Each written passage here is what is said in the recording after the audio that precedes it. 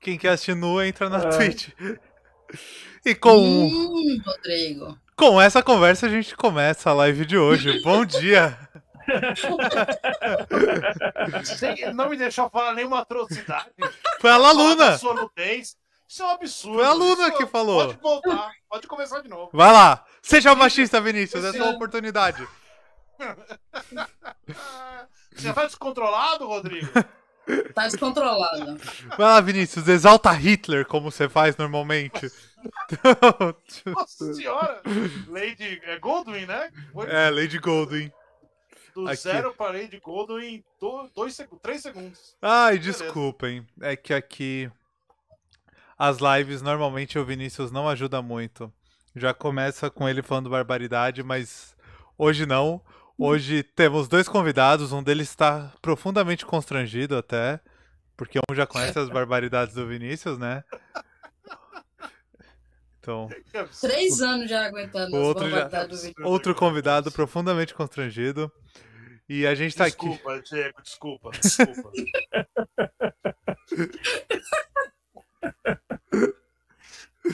Ai, a gente tá aqui justamente pra falar sobre o trabalho deles, né, não, Vinícius? Que é. Não sei, Você agora quer- que você falou que eu deixei o cara constrangido. É lógico que você Bora. deixou o Diego profundamente constrangido. Olha, Que- precisa muito mais, tá? Mas tudo bem. Então vamos testar esse limite. Venha! Ah, bem-vinda, Dani. Obrigado. Obrigado por Dani ter se. chegou, Ela manda disse ela que trazer o resto da galera. Ela disse que se inscreveu aqui só por causa da gente, então, muito obrigado. E acabou de tocar um My Name is Bond aqui no meu ouvido, que alguém se inscreveu e eu não vi quem foi. Foi Fred Lachance. Bem-vindo, Fred. Valeu por seguir a gente. É dinheiro isso daí, Rodrigo? Não, ainda não, infelizmente. Mas se Ah, quiser então- dar então- sub e mandar Fãs bits, do Rodrigo. se quiser dar sub, o Vinícius tira a camiseta. A cada sub, o Vinícius Exatamente. tira uma peça de roupa. Mas... Exatamente. Vai, Vinícius, Levando em explica. conta que eu só tô de camiseta, então é só um sub que precisa pra eu ficar pelado. Era tudo que eu precisava nessa live, gente. Só as imagens mentais de Ai. vocês calados. O pior é que assim, Nossa. a gente decidiu fazer Eles uma tão- live. Eles estão se esforçando mesmo pra me deixar constrangido. Mas... A gente decidiu fazer uma live séria pra falar do trabalho do Diego e da Luna. A gente queria promover o trabalho deles, ajudar. Aí cai nisso, é toda live. Explica, Vinícius, por que a gente tá aqui hoje? Vamos lá. A gente tá aqui hoje porque a gente um tempo atrás, a gente decidiu que a gente tem, pra quem não sabe quem é a gente, pra quem tá estudando pela primeira vez, pra quem caiu aqui sem querer, a gente tem uma live toda terça-feira que a gente tenta discutir algo sobre cinema, né? E a gente sempre deixa um horário extra na terça-feira, na quinta-feira, ou pra gente ver um filme, e a gente, pra quem não sabe, a gente tá no meio da semana Sharknado, então pra gente ver só filme acima da média. No meio não, no fim, só falta um filme. No fim, só falta um. Ou a gente faz isso, ou a gente separou essa semana pra gente fazer um negócio que a gente acha muito legal e que muita gente não faz e muita gente devia fazer, que é celebrar e divulgar o trampo do pessoal. É simples assim, né? Então a gente tenta pegar a gente que está lançando livro, que está, enfim, lançando material, ou qualquer coisa que ela deseje falar, e a gente tenta abrir esse espaço, né, para divulgação que a gente acha legal, e é um espaço que todo autor, todo artista deve ter. Então a gente faz esse espaço. A gente já fez isso umas 2, 3 vezes. A primeira vez que a gente fez isso foi com o meu livro, então, né? Então foi muito uma necessidade minha para isso. A gente inventou isso para mim. É puro egoísmo, mas é um egoísmo que se tornou um pequeno altruísmo. Quem está assistindo na Twitch tá vendo esse livro que está na minha mão. Eu não tenho ele aqui perto, o Rodrigo tem. Eu sempre guardo ele aqui na minha mesa. Não precisa. A Conge já quer me dar o livro aqui, não precisa. Mas hoje não é seu livro. O Rodrigo, hoje não, o assunto não é meu livro. O Vai. assunto hoje é a história dos quadrinhos USA, ou o EUA, né? Olha lá, Isso. agora sim. EUA. Pra vocês verem. EUA. Eu. Aqui com os 2 autores, a Laluna Machado e o Diego. Eu vou falar o nome dele errado. É Morro? Morro, que nem a ilha do Dr. Morro. Igual a ilha do Dr. Morro, isso aí, acertou. Já fica aí a dica Ilha do Dr. Morro, procurem o livro, o filme com o A Marlon última Brando. versão a última versão é do Marlon Brando. Tem umas 3 ou 4 adaptações pro cinema, mas a última, se eu não me engano, é do Marlon Brando, cara. E é a coisa mais esquisita que você vai ver no cinema. É maravilhoso aquele filme, eu acho esquisitíssimo. Mas É ele, o Val divertido Kilmer. demais. É ele, o Val Kilmer e o ator aquele que faz o Lupin do Harry Potter, que eu não lembro o nome lá do. É muito Não lembro o divertido nome aquele dele. filme. Vejam, é muito esquisito mesmo. É um patamar acima de esquisitice. Mas enfim, e aí aí a pergunta. Primeiro, assim, pedir para vocês se apresentarem, por favor, os dois. Aí eu vou fazer uma pergunta muito pertinente. Então, apresentem-se, por favor. A Laluna primeiro, porque Primeiras Damas a gente é um site Machista cordial. machista cordial. Então, como eu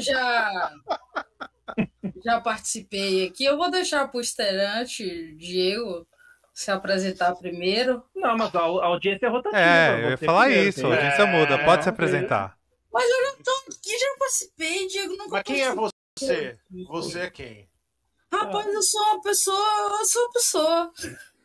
Não é Tinder, Laluna, não é Tinder. É só falar que. Só fala o que você faz. Por que você tá aqui? Porque você fez esse livro. Talvez até possa vir a ser um Tinder, porque as pessoas podem estar te vendo aí, né? E tal. Gente, Aí inclusive, estou no Tinder. questão. Enfim, Olha só. Flávia Saad, Então, toda só- vez que vem aqui, anuncia que está à procura de namorado. Então fica aí. Então, De namorado não, de crush. rapidinho. Namorado não. Visibilidade bir. Tá? Bir. Me tornei especialista em Batman por causa do meu TCC, que fala da primeira representação do Batman para o cinema, no seriado de 1943, um bagulho bizarro pra cacete, mas rendeu uma boa pesquisa sobre patriotismo compulsório, discurso pró-guerra, xenofobia e tudo mais, né? E aí fiz essa monografia e a partir daí não parei mais, né? Continuei com a pesquisa. Atualmente sou coordenadora do grupo de pesquisa Sônia Luiten, né? Sediado na Gibiteca de Santos. Participo do Observatório Carioca de Histórias em Quadrinhos e o Observatório da USP também. Ganhei HQ Mix com o livro Mulheres e Quadrinhos pela editora Script, também, né? Editora do coração Master Blaster. Blaster, né? Tá lá. E, junto com a Dani, né, a gente organizou Mulheres e Quadrinhos com 120 mulheres de todos os cantos do país, tipos, orientações sexuais, sexualidades, identidades e tudo mais. E, rapaz, eu acho que é isso. Tem mais coisa, mas eu nunca lembro, porque, tipo, tô idosa. Entendeu? E aí que eu ia falar. Falando em script, o Diego pode falar então. Diego, quem é você? Vamos lá. Pera, o que houve? Não, caiu a conexão e eu comecei a gravar na dúvida. Deixa eu só confirmar se Então vai voltar a transmissão. Mas você a tá gente gravando? lá? Não, eu tô gravando. Pode se apresentar, Diego. Na dúvida eu tô gravando. Mas na plataforma a gente caiu. Caiu, mas eu já voltei. Voltamos pra quem está na Twitch. Voltamos. Isso. Então, Mas eu tô. Mas assim, só pra explicar pra quem tá vendo na Twitch, isso na verdade a gente disponibiliza depois no YouTube, no podcast, e hoje, infelizmente, tá dando alguns problemas de conexão. Então, eu tô gravando tudo aqui, qualquer coisa, se cair, a gente continua a gravação e a gente dispara pra todo mundo depois no YouTube e no podcast, tá bom? Mas a gravação tenho certeza que vai rolar. Desculpem, porque esse é um problema pontual hoje da nossa internet. Se apresenta, Diego, por favor. A gente tá ao vivo nesse momento. Então, meu nome é Diego Morro. Eu sou um dos sócios fundadores da Script, né, junto com o Douglas Freitas e com o Johnny Vargas. E a gente está com a editora desde 2019, dezembro de 2019. Mas já que a Laluna deu o currículo, então eu vou falar um pouquinho também, né? Eu comecei no mercado publicitário, eu sou formado em publicidade pela Famex PUC de Porto Alegre. E depois eu vim fugir de lá, vim para Florianópolis e trabalhei minha vida desde os 17 anos de idade. Eu trabalho no mercado publicitário. Só que a vida me levou a ser professor universitário, coordenador de curso de publicidade. Aí fiz meu mestrado em ciência da linguagem. E quando eu fui fazer o meu mestrado, eu falei, cara, não quero saber de estudar Coca-Cola, McDonald's, essas porra aí, não. Chega disso, eu vou fazer quadrinho, que sempre foi minha paixão. E aí no meu mestrado eu analisei mouse. E, isso foi 2003, 2004. Então, para entrar foi perrengue, porque, né, os professores com aquela cara de quadrinho, que porra é essa? Eu tive que dar cartada, não, mas esse quadrinho ganhou o Pulitzer. Eu ficava, interessante, tal. E aí, então, consegui fazer, né, o meu mestrado sobre mouse. E aí fui tocando a vida, tal, até que acabei saindo da faculdade, e aí né, o Douglas me chamou para conversar, porque a gente já tinha, né, eu, a Estéreo e o Zé, a gente tinha feito um evento de quadrinhos aqui em Florianópolis. Na época não tinha evento nenhum no Brasil, sabe? Não tinha Comic Con, não tinha CCXP, não tinha nada, só tinha o HQ Mix. E a gente muito louco, já que tinha contato com a faculdade, não era coordenador, disse, pô, vamos fazer um evento de quadrinho aqui e tal. A gente fez, deu certo, deu 2, 3 anos de evento, só que foi muito puxado, muito cansativo, e a gente parou de fazer o evento. Mas isso me botou em contato com várias pessoas. Anos depois, o Douglas, o Johnny, o Thiago, o João foram fazer a Comic Con Floripa. E aí eles me chamaram para conversar, né, já que tinha um know-how. Aí fui almoçar com o Douglas e tal, a gente ficou amigo de cara. Ajudei os guris no primeiro evento, chamei todos os conhecidos, Sidão, Érico Assis, Ed Barrows, toda a galera do mercado que eu, né, conhecia, fui chamando para os eventos. E aí depois, no segundo evento, terminou o evento, o Douglas, vamos abrir uma editora? E aí eu, quê? Pô, eu gosto de quadrinho, tu gosta de quadrinho, tu é pesquisador, tu escreve, então vamos abrir uma editora. Eu tinha recém saído da faculdade e falei, cara, vamos. E aí a gente abriu o script, lançamos a primeira coletânea, que foi o Teatro do Pavor, em 2019, ainda em dezembro, já indicado ao HQ Mix de cara, assim, né, já fomos indicados ao melhor coletânea, porque como eu tinha, né, os eventos, o Douglas também tinha os eventos, a gente conhece muito artistas, então a gente foi convidando o pessoal para participar, apesar da editora não existir, a gente já existia, né? E aí chamamos o Johnny logo depois, e aí nesses 3 anos de vida, cara, a gente já tá batendo mais de 70 obras, eu acho, já ganhamos HQ Mix, né, com o Mulheres em Quadrinho, que a Laluinha e a Dani organizaram, porque quando a gente começou a editora, meu primeiro papo com os guris foi, assim, ó, tudo bem, nós somos 3 homens héteros brancos. Hétero até conheceu o Idris Elba e o Henry Cavill, né, mas... E aí eu falei assim, cara, nós não vamos fazer editora para aquele timinho, né, para panelinha de sempre, aquele clube do Bolinha. Eu não quero fazer isso, eu não quero que a gente só converse com homem branco hétero, né, classe média, não, a gente precisa ter várias coisas diferentes, ouvir várias vozes e tal. Então, Mulheres em Quadrinhos já era um sonho desde o primeiro conversa sobre a editora. Então, assim que saiu os primeiros quadrinhos, a gente, né, veio com a ideia do Mulheres em Quadrinhos. A gente primeiro convidou a Monique Malcher, que é aqui de... Quer dizer, a Monique é de Belém, mas está aqui em Floripa, né, estudando na Federal. A gente convidou a Monique não podia por causa, né, do curso dela e tal. Aí a Monique, nesse meio tempo, eu estava escrevendo, o Douglas editou e o Zambi desenhou o Bill Finger, que é a história do verdadeiro criador do Batman, e foi aí que eu entrei em contato com a Laluinha. Né, que enquanto a gente estava fazendo o Bill Finger, enquanto eu estava pesquisando, entrevistando a Athena Finger, entrevistando o Mark Nobman, que foi o jornalista, né, que achou a história do Bill, a Laluinha entrou em contato com a gente, tal, já ia começar também o Mulheres Quadrinhos lá, e a Laluinha até fez o pós-fácil aqui desse Bill Finger e tal. E quando a gente foi para São Paulo, bom, mas aí eu tô me adiantando, já tô entrando no livro, né? Então é isso. Eu fico feliz que eu não preciso nem perguntar. Eu ia perguntar de onde surgiu a ideia do livro. Se você quiser seguir, pode. Não, eu tenho uma pergunta que são duas. No resumo é isso, tá? Eu sou editor, escritor, editor e roteirista da Script hoje, é isso. Certo. Mas a minha pergunta são duas. Uma é exatamente isso, mantendo o storytelling aí. Vocês falarem como é que nasceu a ideia do livro. E eu queria saber, uma dúvida que me veio agora. História dos quadrinhos Estados Unidos da América. Tem a intenção de mudar o país depois, fazer uma série História do Quadrinhos Tchecoslováquia, História do Quadrinho Brasil, ou é bem específico? E aí já gruda, né? É óbvio que a gente sabe por que a resposta é Estados Unidos, mas por que Estados Unidos? Então, essas 3 coisas juntas. Tá. Então, assim, continuando no storytelling, o que aconteceu? Quando a gente foi lançar o Bill Finger em São Paulo, aí o Laluinha a gente já tinha ficado amigo, né? Da Dani também, né? Foi organizando pra gente e tal. Quando a gente foi lançar o Bill, foi até na loja Montra lá, que a gente foi fazer sessão de autógrafo e tal, aí a gente foi tomar um café da tarde. E aí tá eu e a Laluinha batendo papo, eu falei, pô, Laluinha, olha só, o meu mestrado, né, que eu fiz o mouse lá, eu falo da história em quadrinho. Já faço esse resgate histórico e tal, não sei o quê. Tu, no teu TCC, também fez resgate histórico para poder falar da série do Batman. Olha a minha ingenuidade. Vamos juntar os 2 trabalhos? Eu dou uma mexida no texto, porque eu sempre brinco com a Laluinha, brinco com o Márcio também, né, que é nosso tradutor e editor, né, os 2 são historiadores. O historiador sempre tem aquele texto mais sério, mais acadêmico, né, de gravata e tal. né, de gravata e tal. Eu falei, não, deixa que eu dou uma mexida no texto, né, eu deixo o texto mais leve e tal, rapidinho, a gente só junta os 2 trabalhos, vamos lançar um livro História da História em Quadrinho? A Lulu, pô, legal, vamos. Meu... Mano, e sim, tipo, a gente saiu do café, foi pra loja Monstro e tal, pra fazer o lançamento do bagulho. O Douglas tava lá, né? Douglas, não, já senta esses 2 aí, já faz um vídeo de divulgação.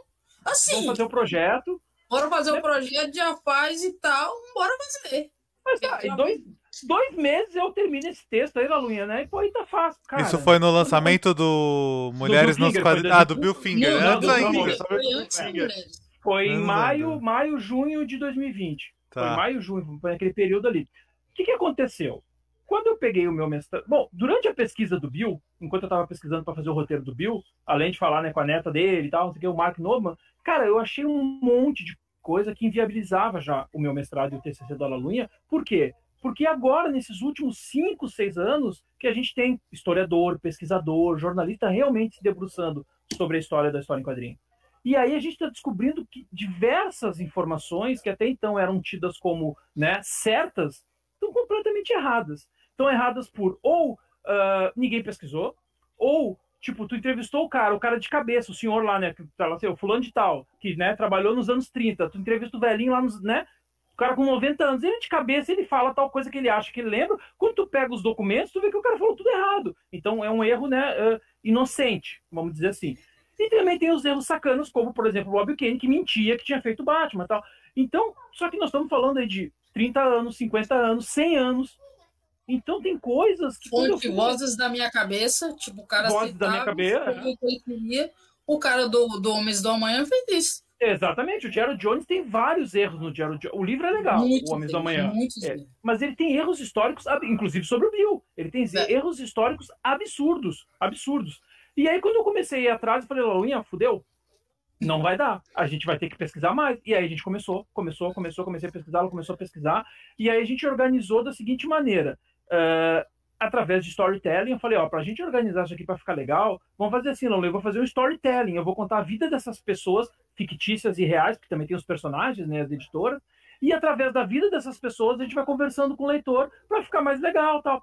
E aí, então, o nosso processo era, né, eu ia montando, fazia o texto, mandava para ela e para o Johnny, né, que foi o nosso que editou para a gente também. No começo até o Samir, do Universo HQ, e o Léo Vicente, do Fala Animal e do Mansão Wayne, também leram os primeiros capítulos para dar um feedback, para ver se estava legal o tom. Foi até o Samir que sugeriu, Diego, quebra em subtópicos, para não ficar um capítulo muito grande. Eu falei, porra, obrigado, Samir, salvou a gente aqui. E aí eu ia mandando para a Laluinha o texto, a Laluinha, né, ia me, né, dando os feedback. A Laluinha foi meu farol, cara. Assim, porque assim, enquanto eu estava soterrado na pesquisa e soterrado no texto, por que eu queria tanto, assim, por que eu me convidei e queria tanto a Laluinha? Por ela ser uma historiadora e ser essa pesquisadora maravilhosa. Porque a história em quadrinho não é um globo de neve que existe do nada, né? Como qualquer produção cultural, ela é afetada pela sociedade, por tudo que está acontecendo à volta dela.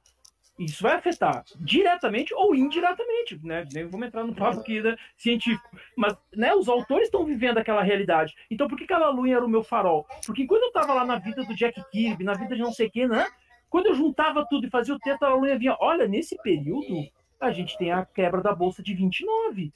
Talvez, se não sei, sabe, ela ia me trazendo para a realidade e a gente ia costurando o que estava acontecendo naquele momento nos Estados Unidos com as histórias em quadrinho, com a vida dessas pessoas. Então a Laluinha foi esse farol que foi me trazendo todo momento para a realidade, para a gente ir, né, deixando o texto, porque assim, pessoas que conhecem um pouco de história, elas vão entender, olha, nos anos 30 isso, nos anos 40 aquilo, mas nós estamos em 2021. Então a gente precisava contextualizar para as pessoas por que aconteceu tal coisa naquele momento, por que aquele personagem, né, o Batman, é filho daquele momento. Sabe? Então, isso a gente precisava fazer o resgate da sociedade. E aí que a Laluinha vem, né, com esse meu farol me guiando. E, resumindo a história, o livro teria 300 páginas a primeira vez que ele foi para o Catarse. Ele acabou impresso com 930 e está vindo um e-book complementar com mais de 500 páginas. Tá? Complementar? Eu me empolguei. Por que complementar? Porque quando foi aumentando. Os meus sócios fingindo que estava tudo bem. Né? Eu disse assim, gente, 300 não vai dar. As gurias, não, Diego, tudo bem, vai numas 500. Gente, 500 não vai dar. As gurias, não, tudo bem, Diego, vai tocando aí, vai escrevendo, tá ficando bom. Até que quando passou de 1000, os gurias, Diego, vamos conversar. Então, o que a gente fez? Vocês, né, quem for ler o livro vai ver. Enquanto a gente vai contando essas histórias, alguns nomes importantes, a gente dá uma pausa e fala um pouco mais da vida dessa pessoa. Né, no final dos capítulos, a gente, quem foi a Lalunha? Aí vem toda a vida da Lalunha e tal. Só que, né, alguns a gente teve que tirar, e aí que vem esse e-book complementar. Por quê? O e-book ele vai funcionar como o índice remissivo, porque não teve espaço para botar o índice remissivo aqui. Só a gente colocou as referências no impresso, só de referência, tem mais de 15 páginas de referência. E aí no índice remissivo, ali no e-book, acho que tem mais até. O e-book ele vai ser um índice remissivo e vai ser um catálogo com todas essas biografias de pessoas e personagens. Por quê? Porque a gente tem entrevistas maravilhosas que a gente achou, eu e a Lalunha, que a gente conversando, a gente, cara, é uma maldade só eu e a Lalunha ter lido essa entrevista. Sabe? Tu tem o cara contando como é que o cara aprendeu a desenhar, tu tem ele contando como é que ele encontrou fulano, beltrano. Alguns, aspas, mais importantes estão no impresso, mas outros não deu. Então a gente vai tirando essas biografias, então o e-book vai ser um grande catálogo com as biografias completas que a gente não pôde colocar no livro. A gente coloca essas pessoas durante a história, mas a bio completa delas vai estar no e-book. Principalmente porque o que a gente quis fazer também, a Lalunha vai falar melhor que eu, que ela também foi meu farol nesse sentido. A gente teve um apagamento histórico, cara, principalmente de mulheres, de negros, e no final aqui, né, até talvez a questão da sexualidade também e tal. Mas mais mulheres e negros eles foram apagados. Então, tudo que aparecia de mulher na história, a gente fala, esse vai pro impresso. Esse vai pro impresso. A gente chegou a fazer um catálogo no final da Segunda Guerra Mundial, a gente faz um catálogo apresentando todas as super-heroínas que foram apagadas na história. O pessoal só lembra da Mulher Maravilha. Mas tinha super-heroína que surgiu antes da Mulher Maravilha, tinha super-heroína que surgiu durante o período, mas todas foram apagadas. Então, a gente faz uma lista. Então, né, a gente teve aquele dor no coração, alguns a gente tirou e acabou virando o e-book. E agora a Lalunha fala um pouco, porque eu já falei demais. Só um comentário antes, Lalunha. A Dani tá falando aqui que o projeto é megalomaníaco. Realmente. Sim, total. Sim. Algumas pessoas diriam que tem muitas palavras e pouca imagem. Vai, Lalunha, pode ir. O impresso quase não tem imagem, só tem imagem no começo do capítulo. Mas sem política aqui. Então... É porque assim, cara, eu acho que eu e Diego, a gente teve duas preocupações, né? Além disso aí, olha lá. A única imagem é no começo do capítulo. Pouquíssima imagem para muita palavra. O e-book tá cheio de imagem. E-book, sim. Porque assim, como eu tava mais inserida na academia, da pesquisa em quadrinhos em si, do que o Diego já tava participando do mercado, né? Eu fiz, né, orientando o TCC e tal, não sei o que, mas, né, desde que eu saí da faculdade eu tava fora, exatamente. E aí, tipo, pra mim era uma preocupação imensa, tipo assim, mais pro Diego, porque, assim, eu ainda não consigo sair do gesso do jeito que deveria, né? Mas, assim, a minha preocupação era realmente de ter uma linguagem acessível para que todo mundo poderia consumir, né? Não só os acadêmicos, que a maioria dos livros de teoria tem uma linguagem acadêmica densa, né? São lançados em eventos acadêmicos, né? Você não vê, tipo, lançamento em livrarias, em comic shop, essas coisas são em eventos acadêmicos que são lançados os livros. Então, isso aí era uma coisa que me incomodava um pouco, entendeu? Porque isso dá da historiadora que forma depois da virada do século, né? Porque todo mundo reclama que eu gosto de história, mas os textos são desse jeito, aí eu vou consumir o quê? Laurentino Gomes, que é um jornalista, dá dados também, tirei fontes da minha cabeça, entendeu? Porque um historiador, ele não vai ter a capacidade de escrever para um público maior. Isso me incomoda de uma forma muito grande, né? Então, assim, o Diego, ele pegou, assim, sabe, o texto que eu mandava, aquela coisa toda, e como ele entende mais de mercado, entende mais de consumo, de recepção desse produto, ele chega assim, não, vamos dar uma melhorada nisso aqui para recepção do público leitor, né? Tal, a gente tem um objetivo para fazer e a gente tem que determinar essa linha, então vamos continuar essa linha. Ótimo, beleza, isso aí para mim foi fundamental, né?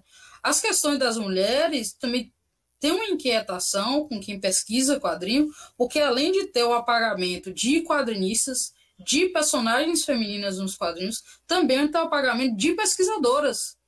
Entendeu? Nas referências, as pesquisadoras não são usadas como referências. Entendeu? A gente tem um exemplo de Sonya Luiten, que para mim é a maior pesquisadora de quadrinho do país, né? Mas que a maioria das pessoas utiliza aqui. O Valdomiro, vai utilizar o Nobu, vai utilizar o Roberto, vai utilizar o Cirne, né? Mas e Sonya Luiten? Né? Não é referenciada. Né? E ela tem uma puta de uma pesquisa. A mulher foi aluna no Tezuka, gente, no Japão. Pelo amor de Deus. Né? Então, assim, isso é uma coisa que me incomodava demais de ler ali, de ter que referenciar e não achar. Né? E aí, hoje, como o contexto é completamente diferente, você tem pesquisadoras como a Natânia Nogueira, a Valéria Bari, a Dani. Né? Então, assim, falei, bom, tá na hora desse tipo de coisa mudar, e eu acho que isso é uma excelente oportunidade para fazer isso, né? Ainda mais com o rastro do Mulheres em Quadrinhos, né? Porque escancarou a porta, né? Escancarou a porta para isso. Então, assim, nesse livro, esses 2 pontos, assim, que para mim é de fundamental para a leitura de qualquer pessoa, né? Não é só o acadêmico, não é só aquele que quer produzir um artigo, né? Não é só aquele que quer fazer um TCC, quer fazer uma tese, uma dissertação. Não. É para quem se interessa por quadrinhos, é para quem lê quadrinhos, né? Para quem só assiste os filmes também, e séries. É para todos os públicos, né? Agora é um livro que não é para você levar no metrô. Depende, ele pode ser arma branca, né? Ele pode chamar pessoas, né, de pessoas que não gostam. A questão do e-book, eu achei assim maravilhosa a ideia, e tipo assim, eu deixei na mão do Diego, porque ele iria mergulhar naquilo ali com mais facilidade que eu, por conta da pesquisa dele com o Bill, né? Que foi um cara que foi apagado historicamente, né? Só 6, 7 anos pra cá, que ele realmente é considerado como o criador do Batman e tal. E eu acho que podia ter feito o quadrinho do Bill e externar para as pessoas realmente quem fez, né, um dos maiores personagens da cultura popular, quiçá o maior personagem, né? E assim, um cara que foi apagado, né? Então você pega um e-book que tem biografias, entrevistas de quadrinistas, homens, mulheres, não binários, né, transgênero, né, preto, branco, de todos os tipos, que a gente nunca ouviu falar, né? Que tem uma importância tremenda no mercado editorial estadunidense, mas que a gente não escuta falar, mas que está lá, né? A pesquisa está lá, né? E ficou quase que completamente na mão do Diego. Que, tipo assim, ele é inquieto. Ele é inquieto, ele vê os bagulhos, ele... Não, tem que ir pro negócio. Mas eu achei extraordinário, cara, porque, tipo assim, é um bem de consumo cultural que faz a diferença, entendeu? Faz muita diferença. Por exemplo, faz muita diferença na leitura em si. Por que eu tô dizendo isso? Por exemplo, se você lê Laranja Mecânica e você não acessar o glossário, você não lê o livro. É impossível você ler Laranja Mecânica sem acessar o glossário. Foi o único livro na minha vida que eu quase larguei. Quase larguei. Foi o único então, livro assim, da minha vida que eu quase... ele vai servir de auxílio para a leitura, entendeu? Tá lá, tem vários quadrinistas, vários editores, né, roteiristas e tal, que tem uma certa explanação da vida, da produção e do trabalho e tal no impresso, mas tem muito mais no e-book, né, que vai auxiliar nessa pesquisa e nessa leitura, e eu acho isso extraordinário, cara. Eu acho que fez muita diferença para a produção, a questão do e-book. E todos os louros do e-book é do Diego. É do Diego, que foi o cara que ainda tá fazendo, né, Di? Não tá nem pronto ainda. O Júlio tá montando ele já, mas falta eu fechar as 5 últimas biografias. Que aí a gente, né, enquanto ele tá montando, eu vou fechar as 5 últimas. Mas, cara, já passou de 500 páginas. Eu ia perguntar, quantas biografias são nesse e-book, por curiosidade? Ah, cara, assim, sabe? Ó, eu não somei ainda. Eu não somei, mas assim, ó, o que a gente fez? Na verdade, quantas biografias são no livro, porque, né, o e-book ele é literalmente complementar, então elas também estão aqui dentro. Assim, ó, cara, a gente começa lá em 1800 bolinha. Até o dia que eu vi, tinha mais de 300 nomes. Assim, ó, e eu a gente não tá fazendo só das pessoas, a gente também tá fazendo dos personagens. Sim. Porque tudo bem, todo mundo sabe quem é o Batman, mas ninguém sabe quem é que foi sabe, lá tem o Black Fury, que é a primeira personagem feminina de ação, né, que foi chupada pra virar Mulher Gato, pra virar Batmoto, pra virar tudo, e era uma personagem de jornal e tal. Então a gente vai botando todos esses nomes. Então, cara, se somar personagem e pessoas, meu, nem sei quanto tem, deve ter uns 700 nomes, eu acho. Ainda. Caraca, é muita coisa. Nem sei. É muita coisa, é muita coisa. O Vini tinha comentado comigo mais cedo que era uma coisa até que a gente tinha que ficar atento conversando com vocês, que vocês falaram em toda campanha assim, que a linguagem é acessível, né? No release tá isso, que o livro tem uma linguagem acessível. Isso, pelo jeito, norteou desde o começo, né? Ele tem que ser acessível, pelo que a Lalunha tava falando. Não é pra ser, Sim. não é pra ser acadêmico, é pra ser pra qualquer pessoa. Quanto isso foi, assim, importante no processo de criação? E um livro de 900 páginas tem como ser acessível? Exatamente, esse era meu medo, exatamente. Uma coisa que foi, assim, a minha filha, né, ela foi a nossa revisora também, né, que a Júlia também ajuda na revisão aqui na editora. E a Júlia, ela falou uma coisa que meus alunos falavam também quando eu dava aula e fazia para eles, né, alguns textos complementares e tal. Ela fala, pai, eu tô lendo o livro, eu tô ouvindo a tua voz. Parece que você tá conversando. A Lalunha também falava, você mandava para a Lalunha, Diego, você tá conversando comigo aqui. Então essa é a ideia, entendeu? Mesmo que estejam 930 páginas impresso, parece que é nós batendo papo aqui. Porque não vai ficar chato, não vai ficar denso, não vai ficar, meu Deus, eu não aguento mais ler essa merda, sabe? Esse era meu medo, assim, a gente não queria que fosse um monte de dados, um monte de data, sabe? Não é uma tabela de Excel, cara. Não pode ser uma tabela de Excel. Ele tem que ser uma conversa. Então a gente vai conversando, a gente faz piada no meio, e bota rodapé, e volta, e faz brincadeira, sabe? A gente tá batendo papo, é um bate-papo. E aí todo momento eu ia passando isso. É uma coisa que a Lalunha falou, que a minha filha falou, que quem tá lendo tá me mandando, né? Quem me conhece pessoalmente tá mandando, Diego, eu tô lendo, eu tô ouvindo a tua voz aqui falando, parece que tá conversando com a gente num bate-papo, que a ideia era essa. A gente queria que tivesse esse bate-papo, pra não ficar chato, sabe? Porque me incomoda muito. Isso eu sempre. Aí vem meu lado, né, esse publicitário, né? Tu não precisa ser chato pra ser sério, cara. Tu não precisa ser pedante pra ser profundo, sabe? Tu não precisa fazer uma linguagem hermética pra ficar rotando pra dizer, sabe, que tu é o máximo. Não. E a gente tem dados ali que a gente traz em alguns momentos a gente vai colocando semiótica, a gente vai colocando história no sentido histórico, científico, a gente vai botando, sabe, anacronismo histórico, a gente explica, olha, cuidado, não vai cometer anacronismo histórico por causa disso. Quer dizer, ele tem toda uma ciência ali dentro, mas é feito de um jeito legal, de um jeito leve, que não vai ficar chato, sabe? Mano, aquele meme... pode falar. Pode terminar, Diego. Não, eu ia dizer aquele meme, sabe, que volta e meia, né, época de prova vem, né? Dizendo, pô, professor fulano de tal, o cara fez o teletransporte, foi até a Lua, viajou no tempo, mas a aula dele é um saco. Ninguém consegue aprender, sabe? Não dá, não pode ser assim. O livro, ele tinha que terminar de ler o livro, pô, gostei, me diverti lendo esse livro. Então isso foi o nosso norte, sim, a todo momento, assim, a gente vinha. Mas, de novo, a Lalunha era o meu farol para todo momento, né, me ajudar a não cometer nenhum erro do ponto de vista científico, né? Não dá pra gente falar isso porque, né, historicamente estaria errado. Não no sentido data. Historicamente é tipo, né, olha, a gente afirmar isso não dá, porque é anacronismo, porque é não sei o que. Então ela ia me guiando, enquanto eu ia pirando lá no texto, montando, né, desse jeito conversador, ela ia me guiando nesse sentido, assim. Em relação às datas, fontes, cara, assim, ó, modéstia à parte, a gente tem, assim, ó, não tem como ter coisa errada. Tanto é que a gente abre para o leitor. Tem vários momentos que vocês vão ler, vocês vão ver que tem várias fontes que são completamente conflitantes. Porque fulano falou uma coisa, Beltrano falou outra, do mesmo tema, tá? Aí saiu uma reportagem com não sei quem falando uma terceira vez. O que a gente fez? E tem lá, por exemplo, né, o Comic Book Database, né, que tem todos os currículos, com todos os créditos e tal. Diz uma quarta informação. Então teve momentos que a gente chegou para os nossos leitores e disse assim, olha, essa informação aqui, tem gente que diz tal coisa, tem gente que diz tal coisa, e tem gente que diz tal coisa.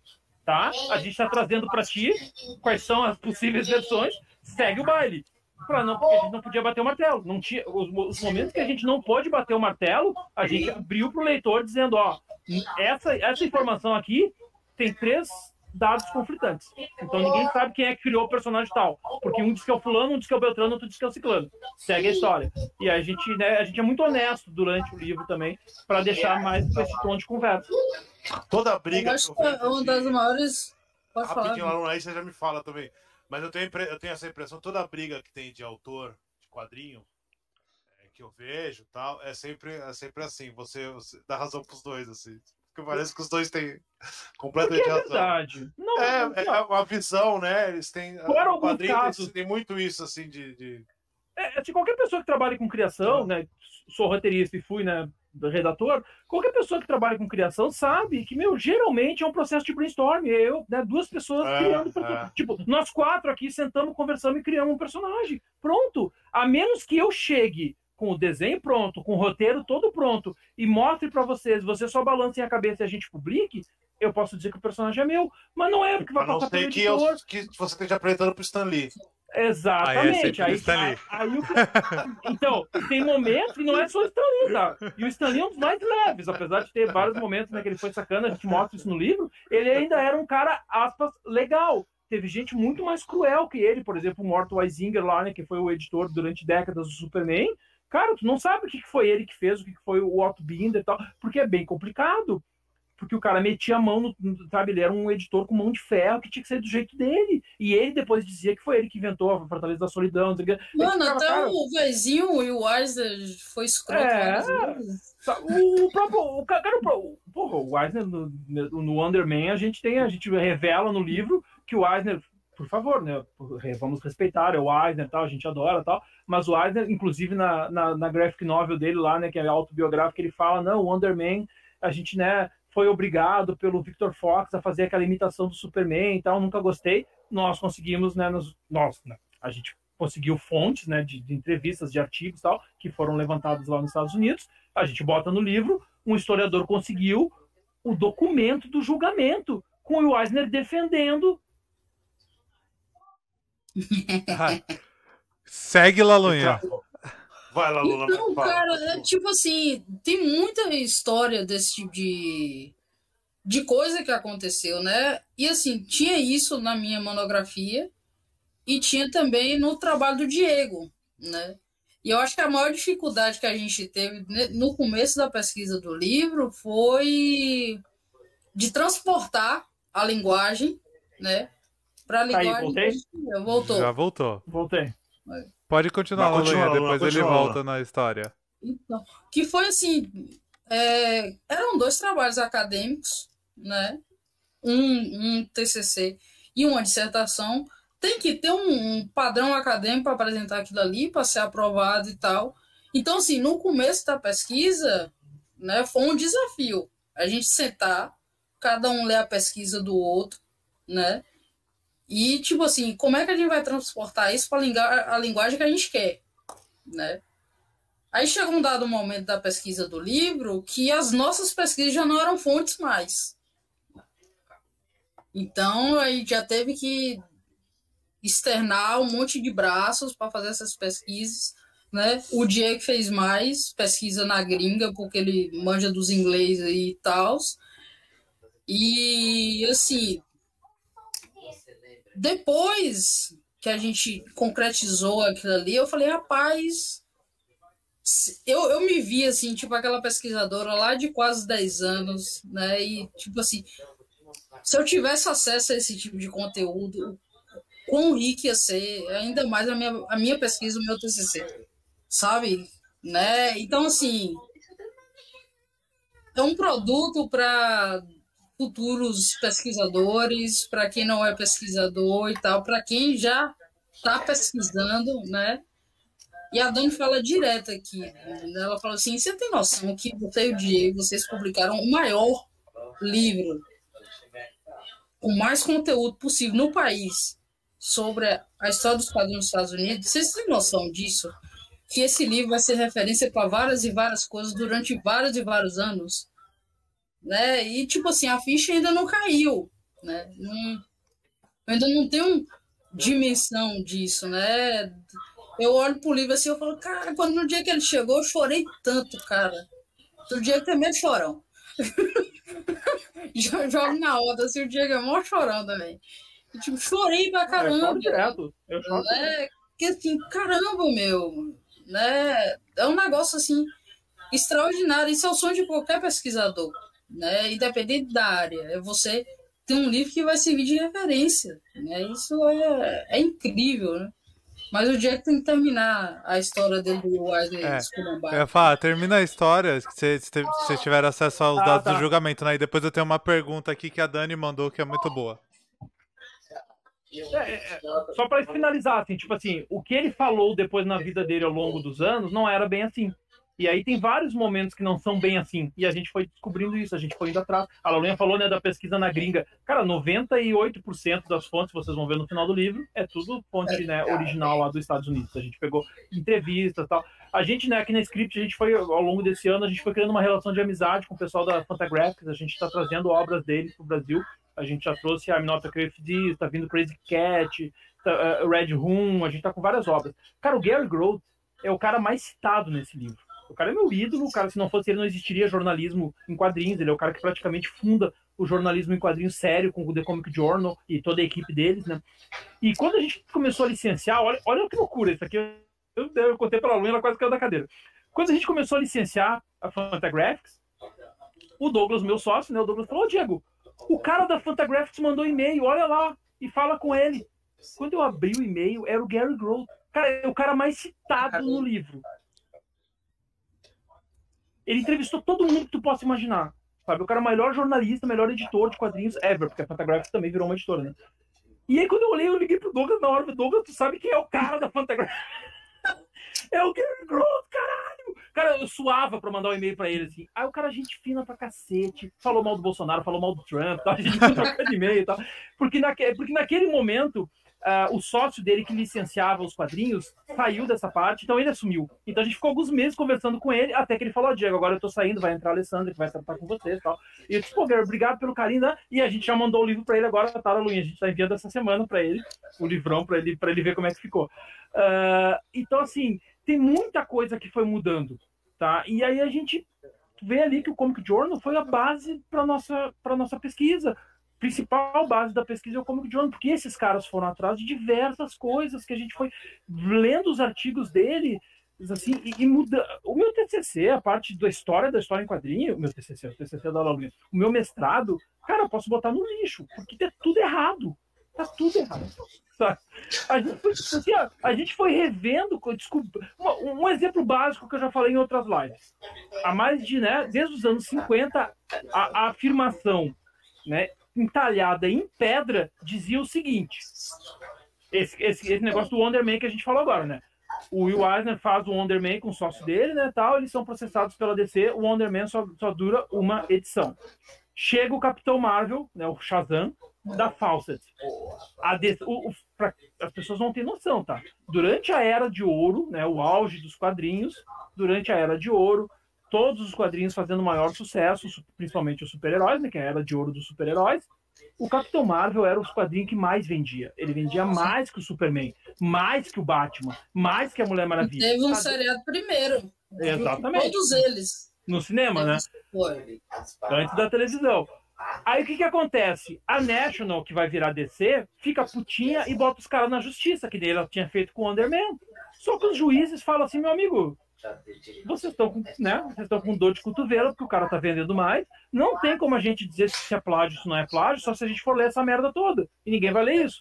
E na época não tinha pesquisadores, historiadores, críticos de quadrinhos que poderiam depor e dizer que as histórias não são iguais, por isso que o Capitão Marvel vendia mais que o Superman, porque era melhor que o Superman.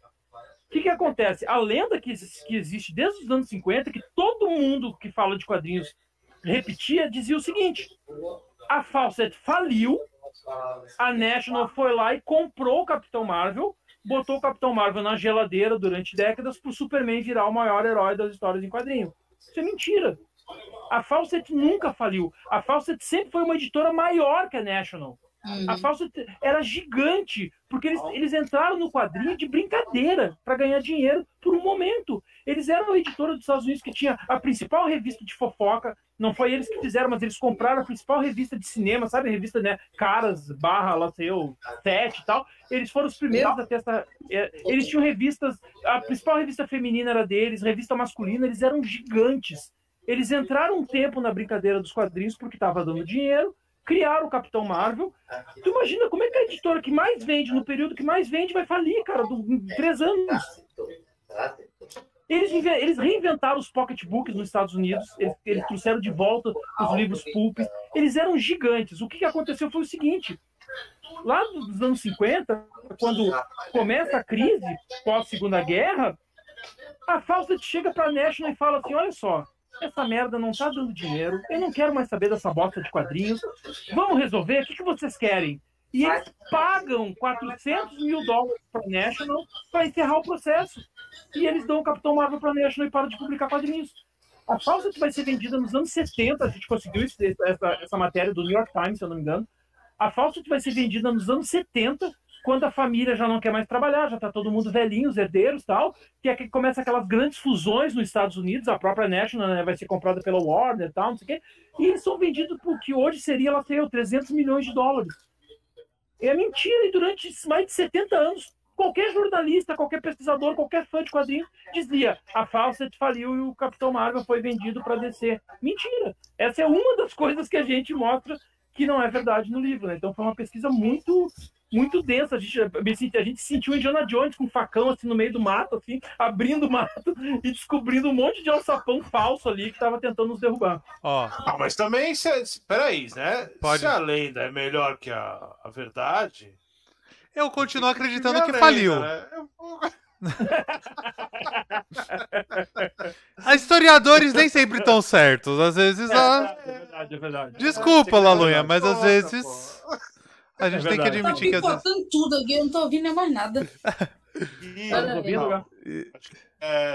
A conexão, às vezes a conexão vai e volta, mas a tua tá boa.